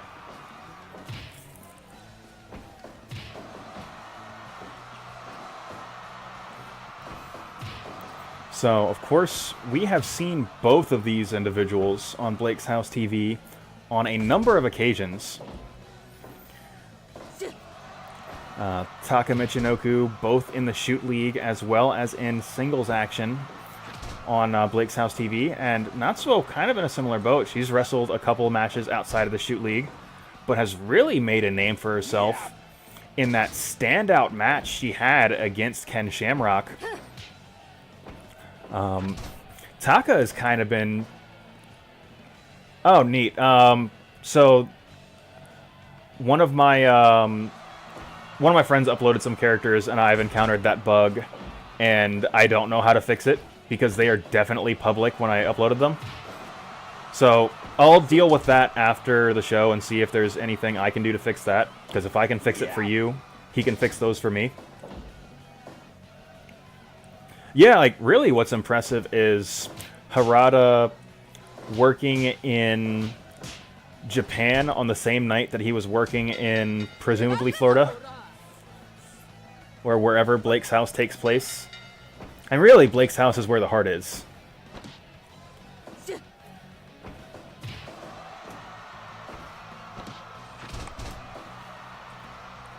But yeah, I can certainly get some more referees. There's a couple more matches tonight. We can always slot in those matches, as we do have that 2 out of 3 falls contest with James Holloway and Hsien-Jo for the #1 contender spot, as well as that 6-man tag match. So yeah, we can slot in some different referees for those matches.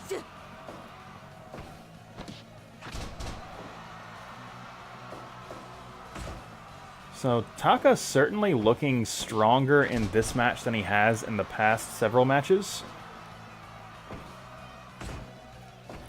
But Natsuo is a powerhouse striker, so at any given moment that could be turned around. And the sheer size advantage that she has over Taka Michinoku is just staggering.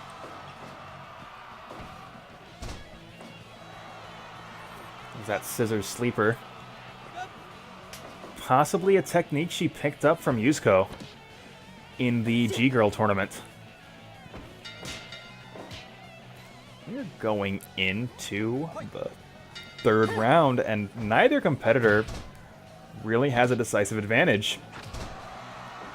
Taka, I'm sure, would like to get his first win on Blake's House TV. Oh, big double leg from Natsuo, but Taka able to roll through, but Natsuo to her feet first. And Taka possibly stalling for time, employing that same tactic that Bart Gunn employed earlier on in the show. Trying to extend his tournament life.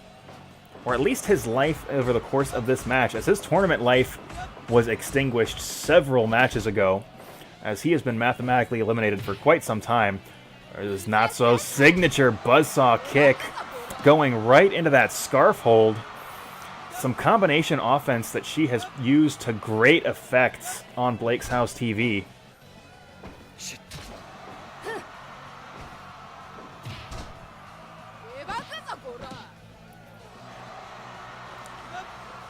She's just trying to squeeze the life out of Taka Michinoku with that Anaconda Vice. Unable to do so. And Taka just needs to hang on for another 30 seconds. Big double leg takedown. Locks on another armbar, and this time Taka will submit. It's going to create a very interesting position.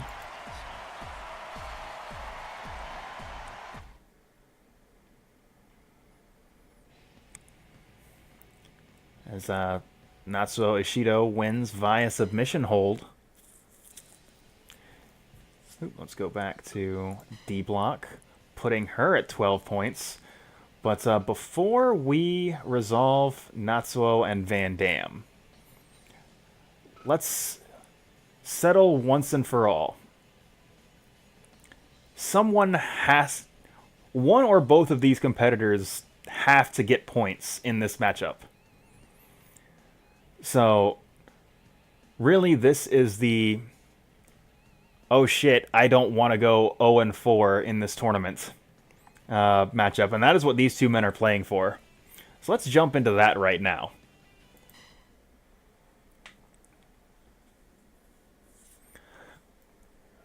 It's very unfortunate for Ramon specifically, as he may not have been a favorite in this bracket, particularly with Jean-Claude Van Damme in the same block, but having him go 0-3 up to this point is absolutely unprecedented. Hopefully we will see more of that in a pro wrestling capacity, but his resiliency certainly is greater than what we have seen in the Octagon. And it could just be the unfamiliar setting working against him. That being said, Taka is on a similarly large losing streak, as he has lost all of his matches in the Shoot League and the handful of matches that he has had on Blake's House TV. So really, this match could potentially be the win that both of these men need to really turn the momentum around moving forward.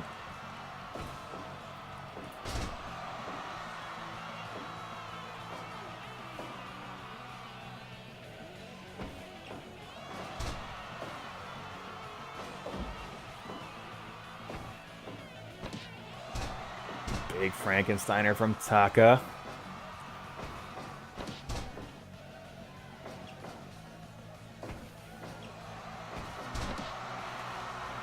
Ramon tying up the submission specialist with that knee bar.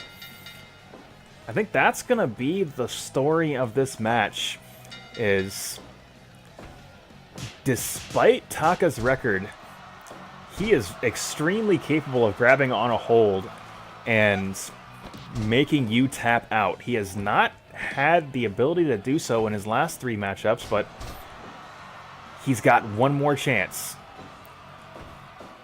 So, let us see what Ramon does with that.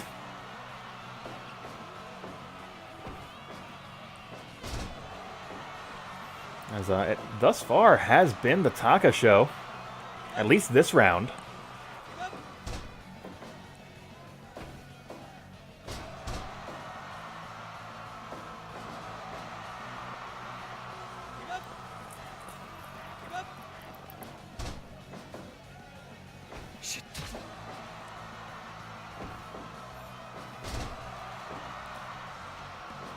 And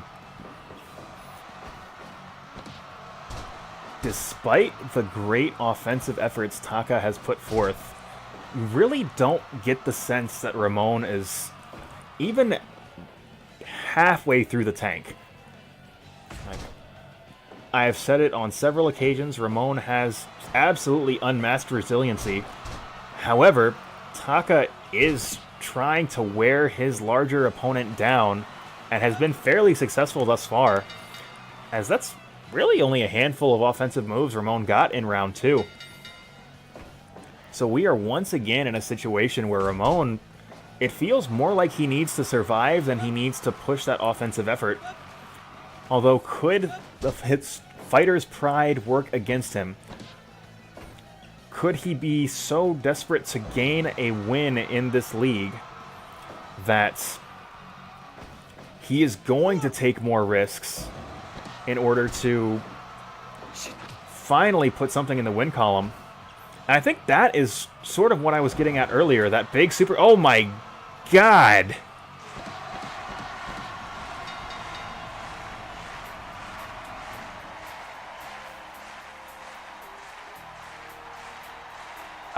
That knockout absolutely came out of nowhere.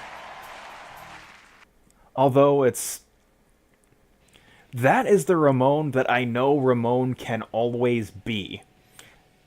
It took him 3 matches in this tournament to finally show up, but Ramon absolutely showed up in the last round that he was legally able to compete in this tournament.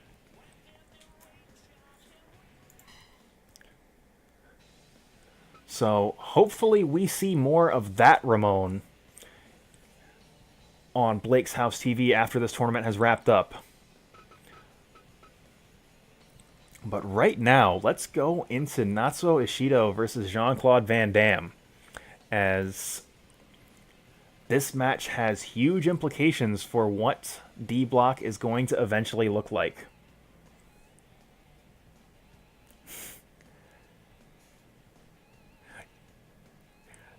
You know, Drew, that's why we play it out. Because sometimes weird shit happens in a professional wrestling ring.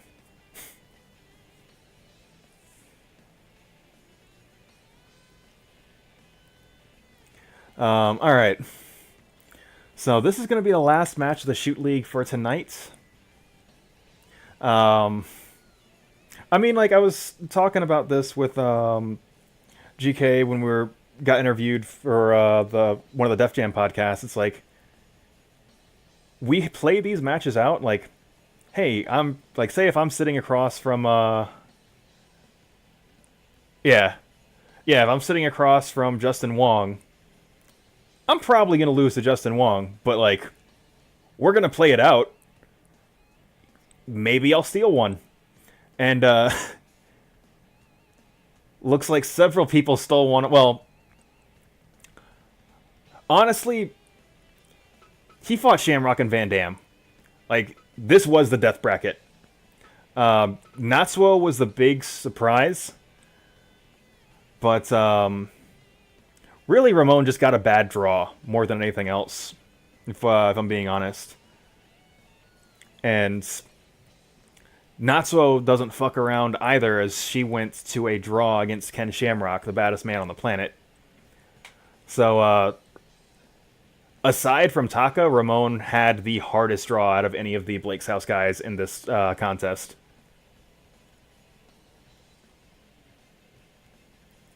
So, let's just go right into this last match. Natsuo Ishidou, Jean-Claude Van Damme, and we're doing that right now.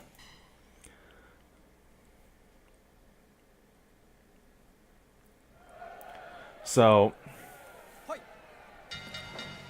Van Damme certainly has a big history on Blake's House TV as someone that is just going to absolutely kick your head off.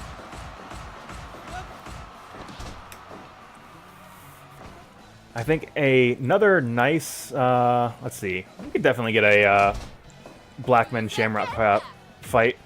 That's going to be next week, because this is already a pretty packed show, just with how many extra Shoot League matches I've done. But I can put that on next week's TV. Like, well, actually, there is going to be one big viewer request match, the last match of the show, so we can maybe slot some of your picks in there.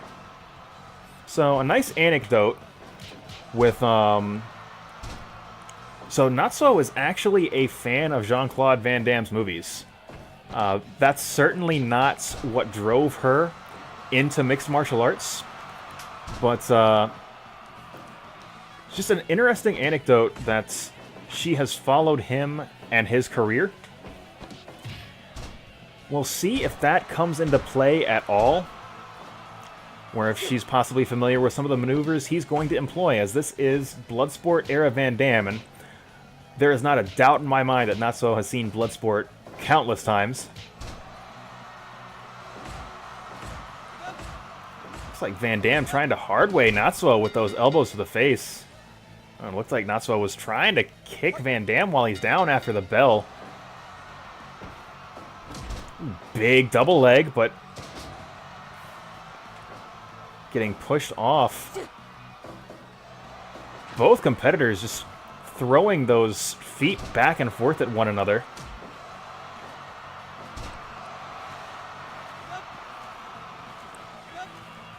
Like, both of these competitors, extremely accomplished strikers. The level of education in their feet is... it can't be questioned.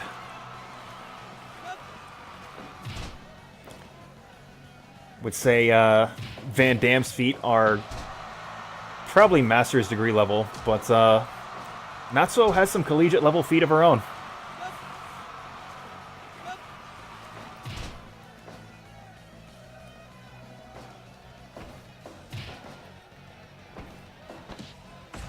And it is Van Damme trying to take those feet away from Natsuo, and Van Damme not allowing himself to be put in a situation where Natsuo can get the submission, which is definitely excellent strategy on his part, as Natsuo is a very strong grappler in addition to her powerful striking ability.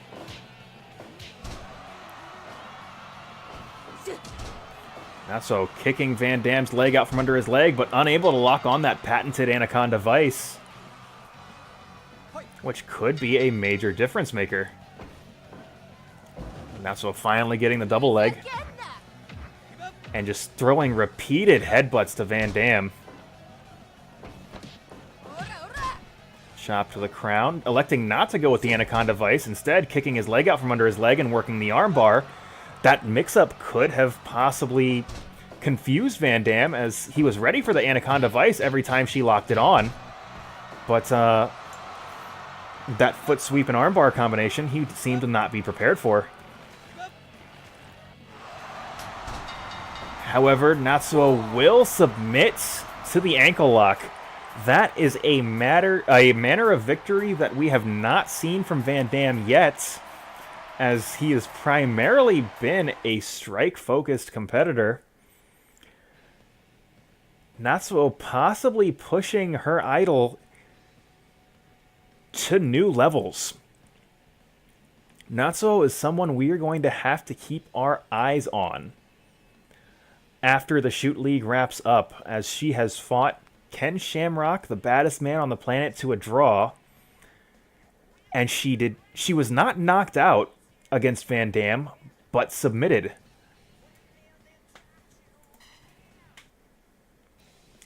Yeah. And Van Dam certainly looking unstoppable.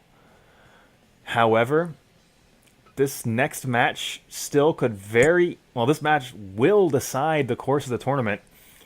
And Ken Shamrock, if you recall earlier, submitting Taka Michinoku in 20 seconds. If he can catch a knee bar, an arm bar, a chokehold, anything, and Van Dam is unable to power out of it, he could lose like that. But on the other hand, Jean-Claude Van Damme is just as deadly with those kicks and punches. So if Ken Shamrock doesn't have his hands up at the right moment, Ken Shamrock's tournament dreams will be over. So that match, I can't even predict how that match is going to go. I think the one thing I am comfortable saying is that match will not go the distance. There will be a decisive victor, and you will have to wait until next week's show to see who's going to come out on top in D block.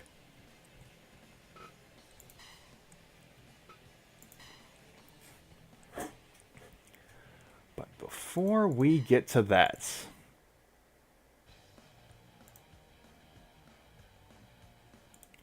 we have, for the #1 contendership of Antonov's title, got James Holloway, Hsien-Jo, 2 out of 3 falls. Give me just a moment to start setting that up, and guys have requested a different referee. I can certainly accommodate.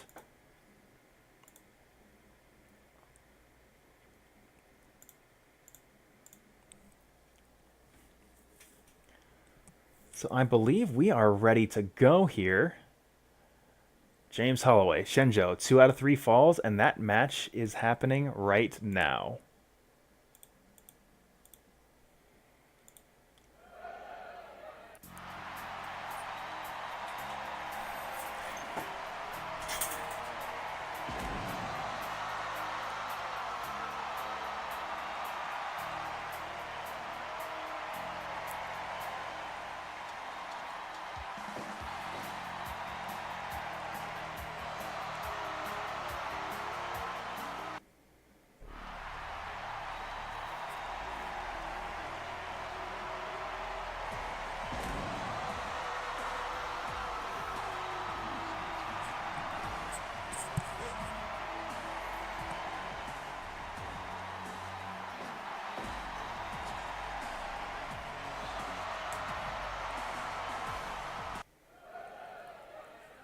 So I think the story going into this match is the absolute destructive power of James's 450 splash.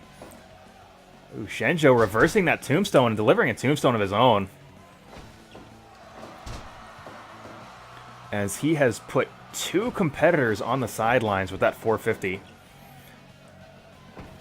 Whereas we are sort of in a situation with Hsien-Jo where it is very rare that you get to see him deliver that ultimate Space Jam out of the corner turnbuckle.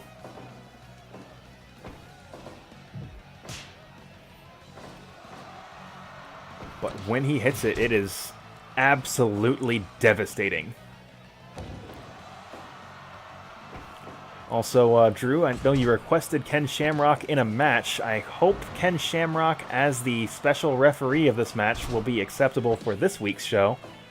But we can slot in some Ken Shamrock, Steve Blackman for next week.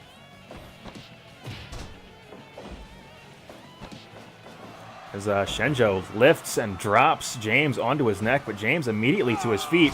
So Hsien-Jo just lifting and dropping him once again and getting a 2 count out of it.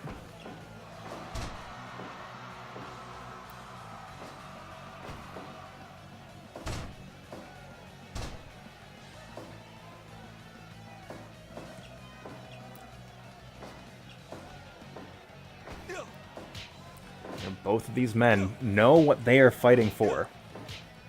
Both of them coming out of some high-profile series. James going for the 450 immediately, but Hsien-Jo tangled up in the ropes. Both of these men in very high-profile series. Hsien-Jo besting Shane McMahon, and James absolutely demolishing Zero Lopez in their 2 out of 3 series. So both these competitors have a lot of respect for one another. Hsien-Jo once again not taking that tombstone, electing to roll through and deliver that tombstone to James Holloway. Locks on that crossface chicken wing. Despite their respect for one another, there can only be one #1 contender. And that's what this match is all about.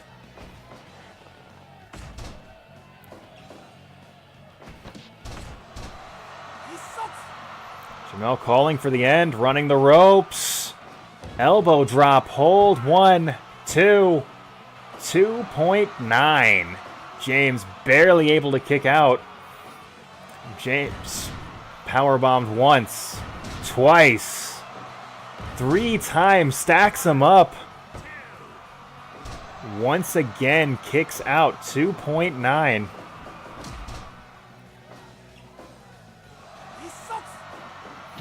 Big discus lariat.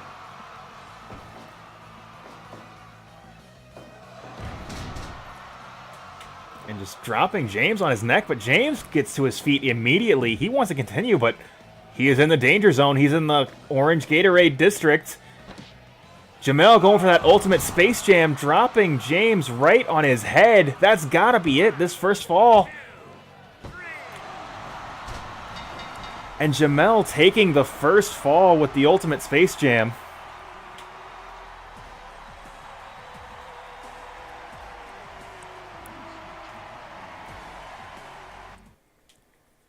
But this match is not over.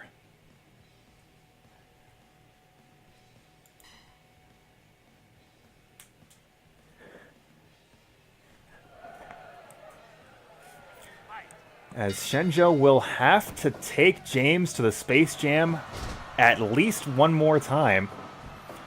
But right now, James is battling his way out. Oh, goes for that Inferno kick. Another striking combination, runs the ropes. And Rana right into the corner, but Jamel to his feet immediately, does not want to take that devastating 450 splash. So James hitting that big boy senton. And this time it's Jamel shot into the corner. Drop kick to knee, taking his leg out from under his leg. And that super kick right to a downed opponent. Absolutely devastating. Jamel going for the cover again. That could be it. Only 2. So Jamel once again with that devastating maneuver. And roaring lariat. James using his superior agility to great effect here. Whips him once again into the orange Gatorade corner, but elects not to climb as Jamel has still got a lot left in the tank. But will go for that crossface hold.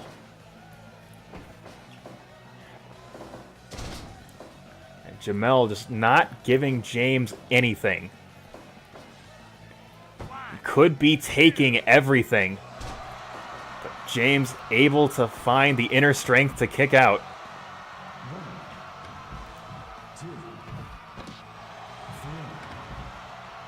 The two men are fighting on the outside right in front of the crowd. 1, 2, 3 power bombs. And James is in a lot of trouble here. He desperately needs to get some decisive offense. Oh, he did the deal. Nobody kicks out of the Falcon Arrow. But Jamel kicks out of the Falcon Arrow.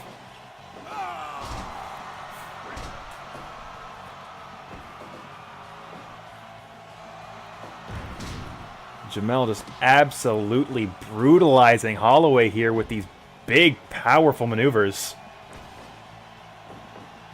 And once again, nobody kicks out of the Falcon Arrow. But Jamel kicking out of the Falcon Arrow at 2.9.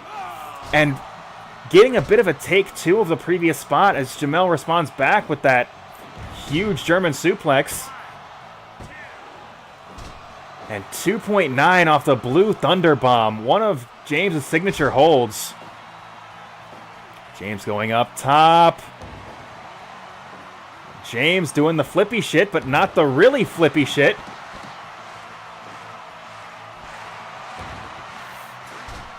And there was that absolutely devastating 450 splash that James is known for. He might be going for it again. No, waiting for something.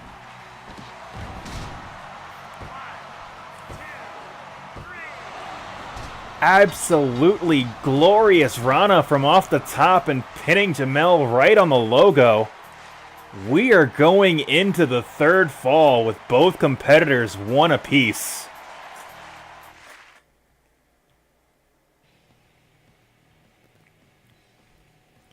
So this is the fall that decides everything. James Holloway, Hsien-Jo, for the number 1 contender spot of Antonov's title. Let's go into the third fall right now.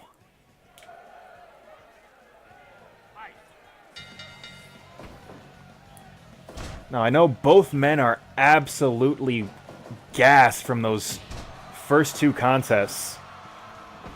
Historically, the third fall of a 2 out of 3 falls match has been short, but if this is it, that's incredibly short. And Jamel surprise power slam.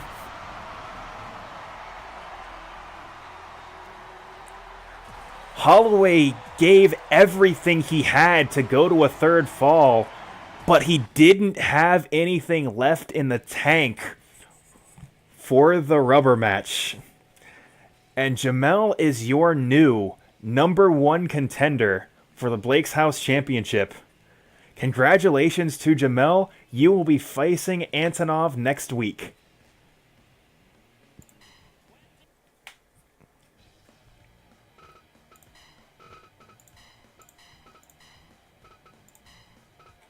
So the final match of the night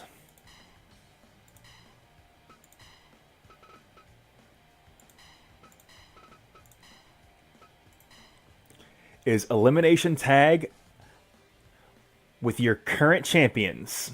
Too cool. So historically, this title has been defended every week against a viewer request team. So everybody hanging out in the chat, this is your opportunity to make your voice heard. Who are getting the jetpack to go straight into the main event against Too Cool tonight? Yeah, that diving Frankensteiner off the top was absolutely fantastic. Shit, I don't think I have the Shockmaster.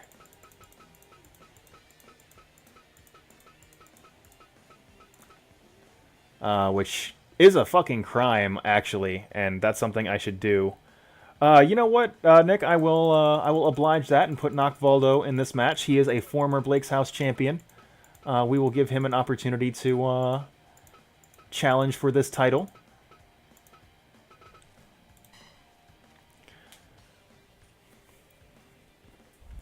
Yeah, I will address that crime of not having the Shockmaster in my save, as we need someone that can shock the world.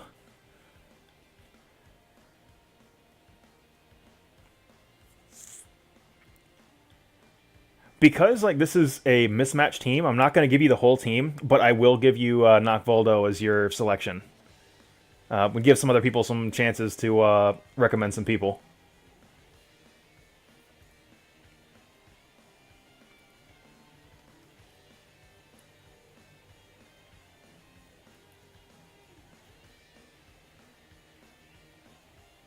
Steve Austin, I definitely have a Steve Austin.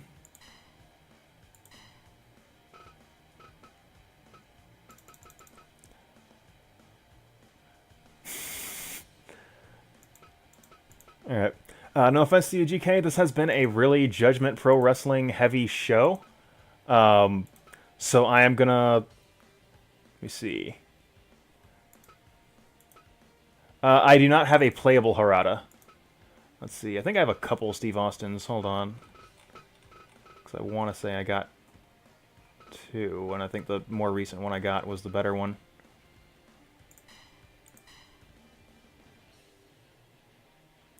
And Drew, I can oblige with your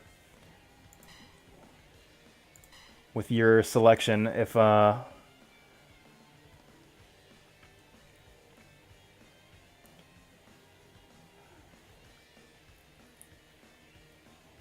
they beat a literal bear?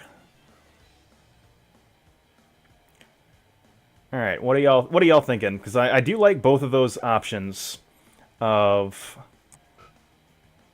an actual bear or redacted.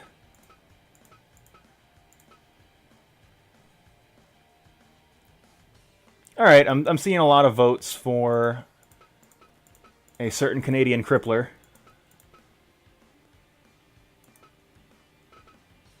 I swear I have a better one of these. So I'm pretty sure this is WCW. Let's see. All right, we can work with this. All right. I mean, there are a million. Like, you know, I'm actually kind of irritated that I could not find an Andrea the Giant Panda, who is a real wrestler, on the Steam Workshop. Oh, I must have left entrances turned off, which is upsetting. Alright, so I guess we're going straight into it. Too Cool against the mismatched team from the blue Gatorade corner. Knockvaldo, Stone Cold Steve Austin, and their partner. Yes, that is exactly what Andrea the Giant Panda is, and it's amazing. So Knockvaldo tagging his partner back in, and his partner just dominating the center of the ring. Scotty 2 Hottie pushing his opponent to the corner and just trying to control the match as best he can against this technically sound opponent of his, which will prove to be very difficult.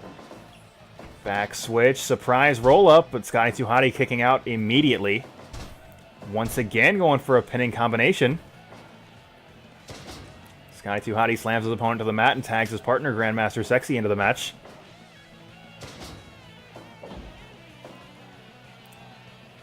Grandmaster Sexy unable to cut his opponent off, and that brings the Texas Rattlesnake into this matchup.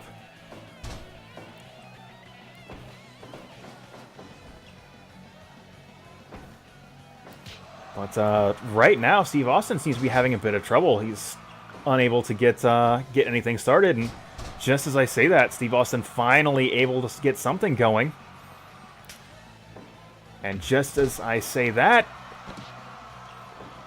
Grandmaster Sexy possibly wanting to cut off Austin's momentum, tags Rikishi into the match, and Rikishi just using that size advantage, to try and dominate the smaller competitor.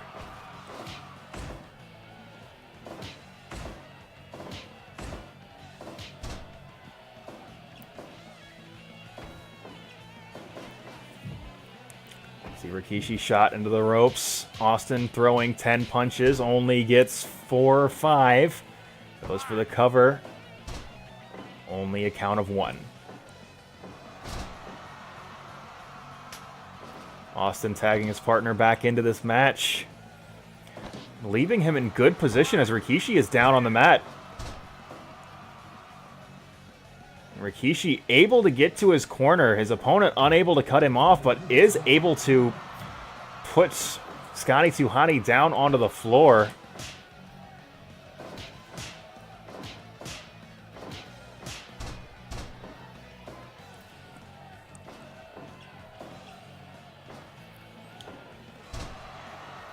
And Sky 2 Hotty's opponent employing the Wolverine's sharpshooter, one of his signature holds.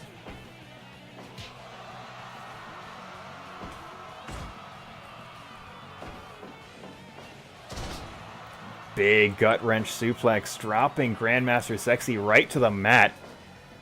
And once again sent to the mat by that Dragon Screw leg whip. Looks like he's going up top. Diving elbow right onto Grandmaster Sexy's chest.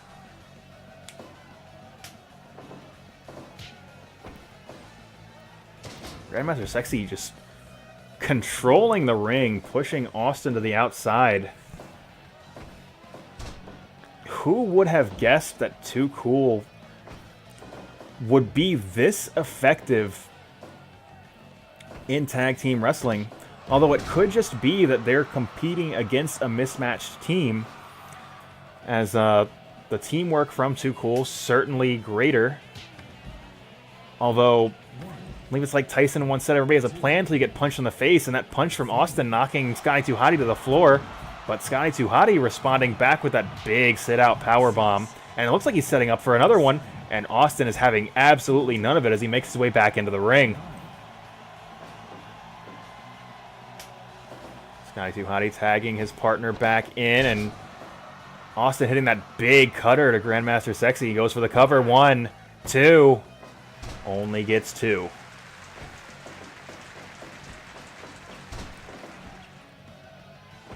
Possibly a little bit greedy there, trying to make Austin run the ropes and wear himself out. And because of that, Austin will get back to his corner, tag knock Valdo back in.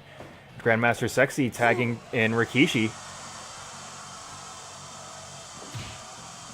And knock Valdo using his freaky magic to disorient Rikishi. Brings Rikishi closer to the center, possibly setting up for something. Big cutter out of nowhere. But Rikishi is to his feet. Attempts to whip him back into the blue Gatorade corner. And huge suplex out onto the floor. But Rikishi seems to be the worse for wear out of the deal, as he appears to be running out of his stamina.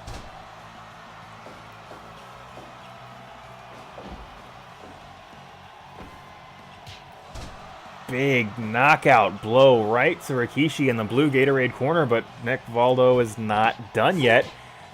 And he is delivering just absolutely punishing strikes. Goes for the cover right in the center of the ring. Gets 2.9. Rikishi desperately needs to get back to his own corner. And Valdo goes for the cover. And that time he does get 3. That is the first elimination from Too Cool. Which, if the last couple matches are anything to go by, that could be the thing that sets the pace for the Blue Gatorade team. As the last 2 matches in the KOF TV title series did not have a member of the losing team score any eliminations. Sky 2 Hotty going back to his own corner. Grandmaster Sexy whipping his opponent into the ropes. Big arm drag.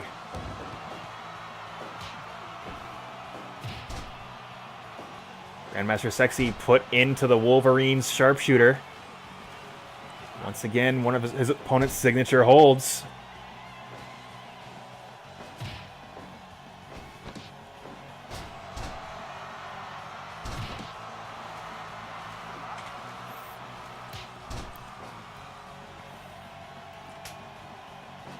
Now Austin tagging to the ring and literally coming in swinging with that big right hand.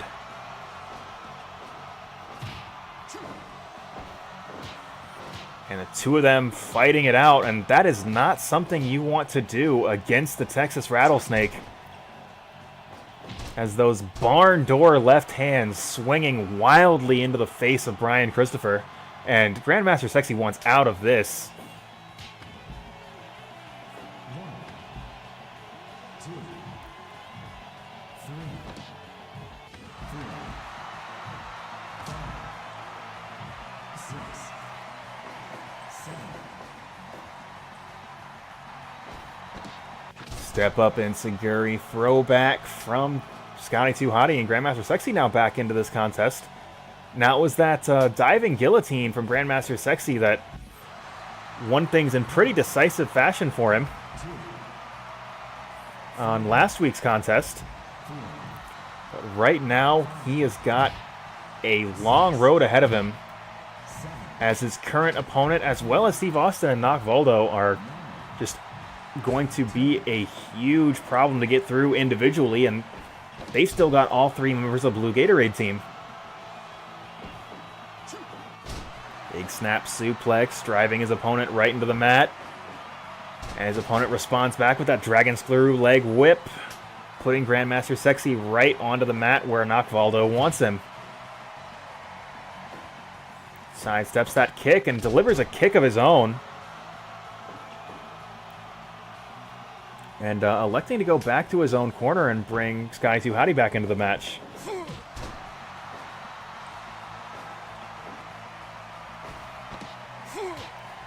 And those absolutely devastating punches, kicks, and stomps from Knock Valdo that took Rikishi out earlier. This may put Sky 2 Hottie out of this match.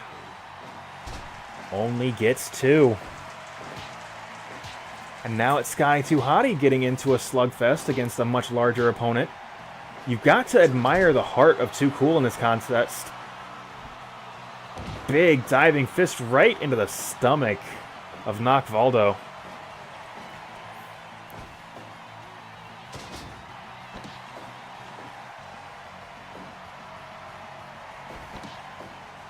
And Knock Valdo grinding his opponent into the mat and able to submit Scotty 2 Hottie with that neck hold and that barn door right hand from Steve Austin just swinging. Stunner, stunner, stunner. Oh my God, that's gotta be it. 1, 2, 3. Oh no, 2.9. Grandmaster Sexy is not done yet.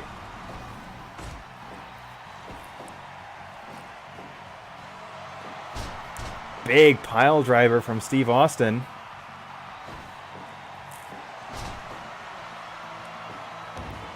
And a guillotine right on the mat. He really needs to hit that diving guillotine that he made such effective use of on last week's show.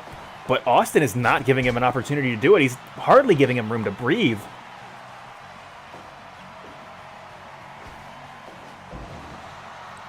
Sit out facebuster from Brian Christopher.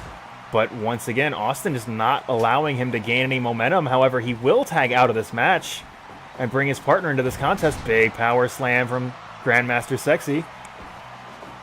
Shooting him into the orange Gatorade corner. Big monkey flip.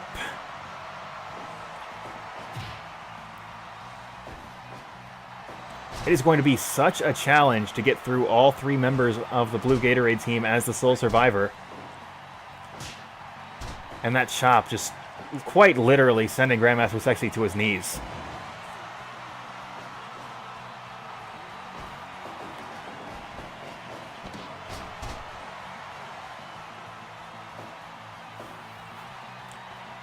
And, let's see.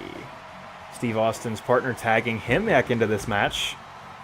And Austin just dropping Grandmaster Sexy down to the floor and electing to take a breather in the center of the ring. Somewhat uncharacteristic of Austin. I would have expected him to go outside and press the advantage. But I suppose with 3 men to 1, you can afford to back off a little bit, save your wind. I believe that was the strategy he intended to employ, but that just allowed Brian Christopher to really get back into this contest. Stroke, and goes for the cover. 1, 2, 2.9. That is not going to be enough to put Austin away.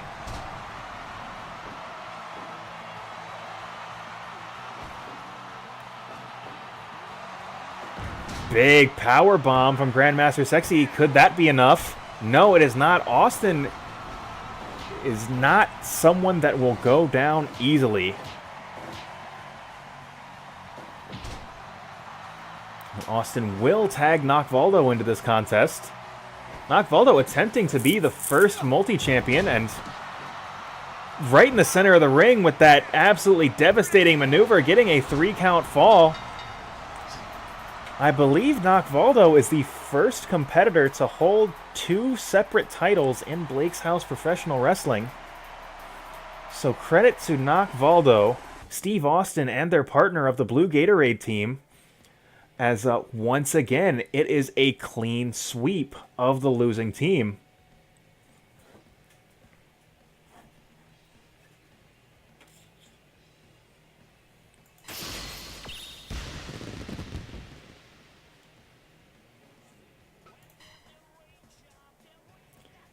And we are once again continuing the streak of the KOF TV title being absolutely undefendable and the losing team not getting a single elimination. Well, unfortunately, the defending champions are always in the red corner, so they will be the Orange Gatorade team next week, which may be why this title has never been successfully defended, is because they are a team competing for Orange Gatorade. But, that will complete the planned programming from tonight's show.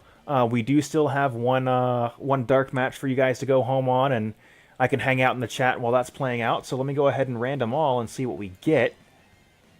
Let's see. We did see Redfield tonight already. I'm not super excited about... We saw Taka tonight already. I'm not super excited about the default Fire Pro guys. So, our options in the blue Gatorade corner are Ziggler or Tiger Mask W, and our options in the red Gatorade corner are Roman Reigns, Rick Rude, and Marty Scurll. If there's anything that really jumps out at you guys with the available characters. Tiger Mask and Roman, I am very okay with that.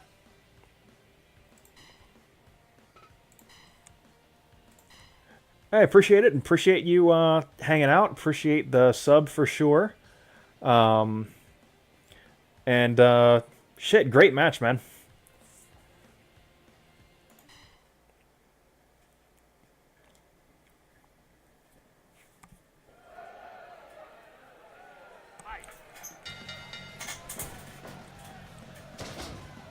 Alright, so we have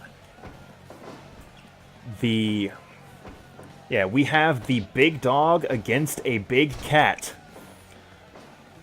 Let's see how this match plays out.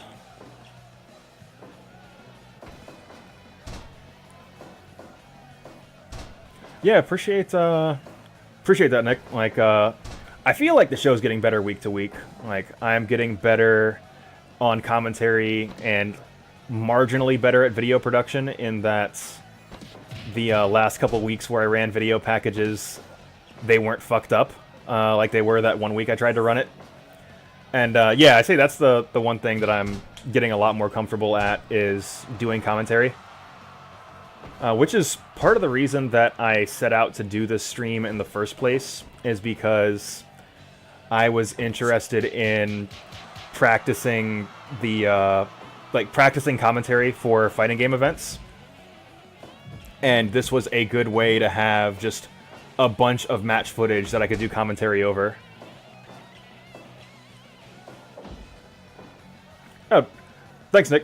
I really appreciate it. Like, yeah, it's definitely something I was working on setting this up.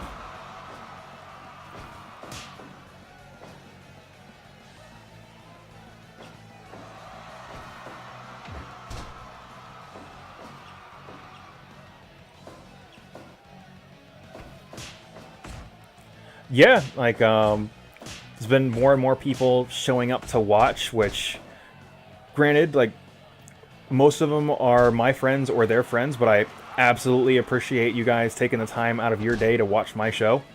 Got a handful of people that, hey, they just want to watch some Fire Pro Wrestling, and I am somebody who streams Fire Pro Wrestling, and that's been really good. Like, I'm definitely hoping that that starts happening more and more. Yeah, and like I said, like, no disrespect, I appreciate you guys, like I know you guys don't have to come watch my stuff, and I really appreciate you guys taking time out of your day to watch my show. Well, hey, thanks a ton for saying that. And yeah, like, if I hope this does go somewhere. Like, definitely enjoying doing it. Like, it is a little bit, like, stressful is not the right word, but, like, it is work putting on 3 hours of internet TV every week, but I'm still having fun doing it, which is the important thing. Because if I wasn't enjoying it, I wouldn't keep doing it every week. And yeah, I just really appreciate that you guys are enjoying the show as much as I'm enjoying putting it on.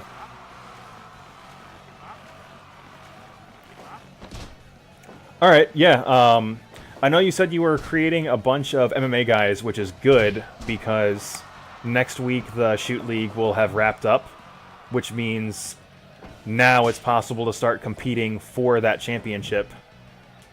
So having some MMA guys in your federation is going to be useful for that specifically. Big spear from Roman Reigns.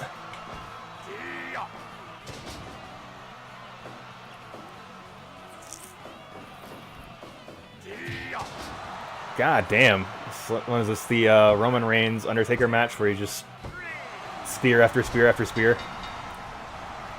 I mean, honestly, the ring assets that we have, pretty good. Like, I have very little to complain about. Like, when like the center logo gets redone, I would say, like, bring those sponsorship logos, like, basically a foot closer to center, relative to the scale of the game. But other than that, the ring skirts are amazing. The mat itself is really cool. And, like, all those logos are all shit that we all enjoy personally, so that's nice to have there.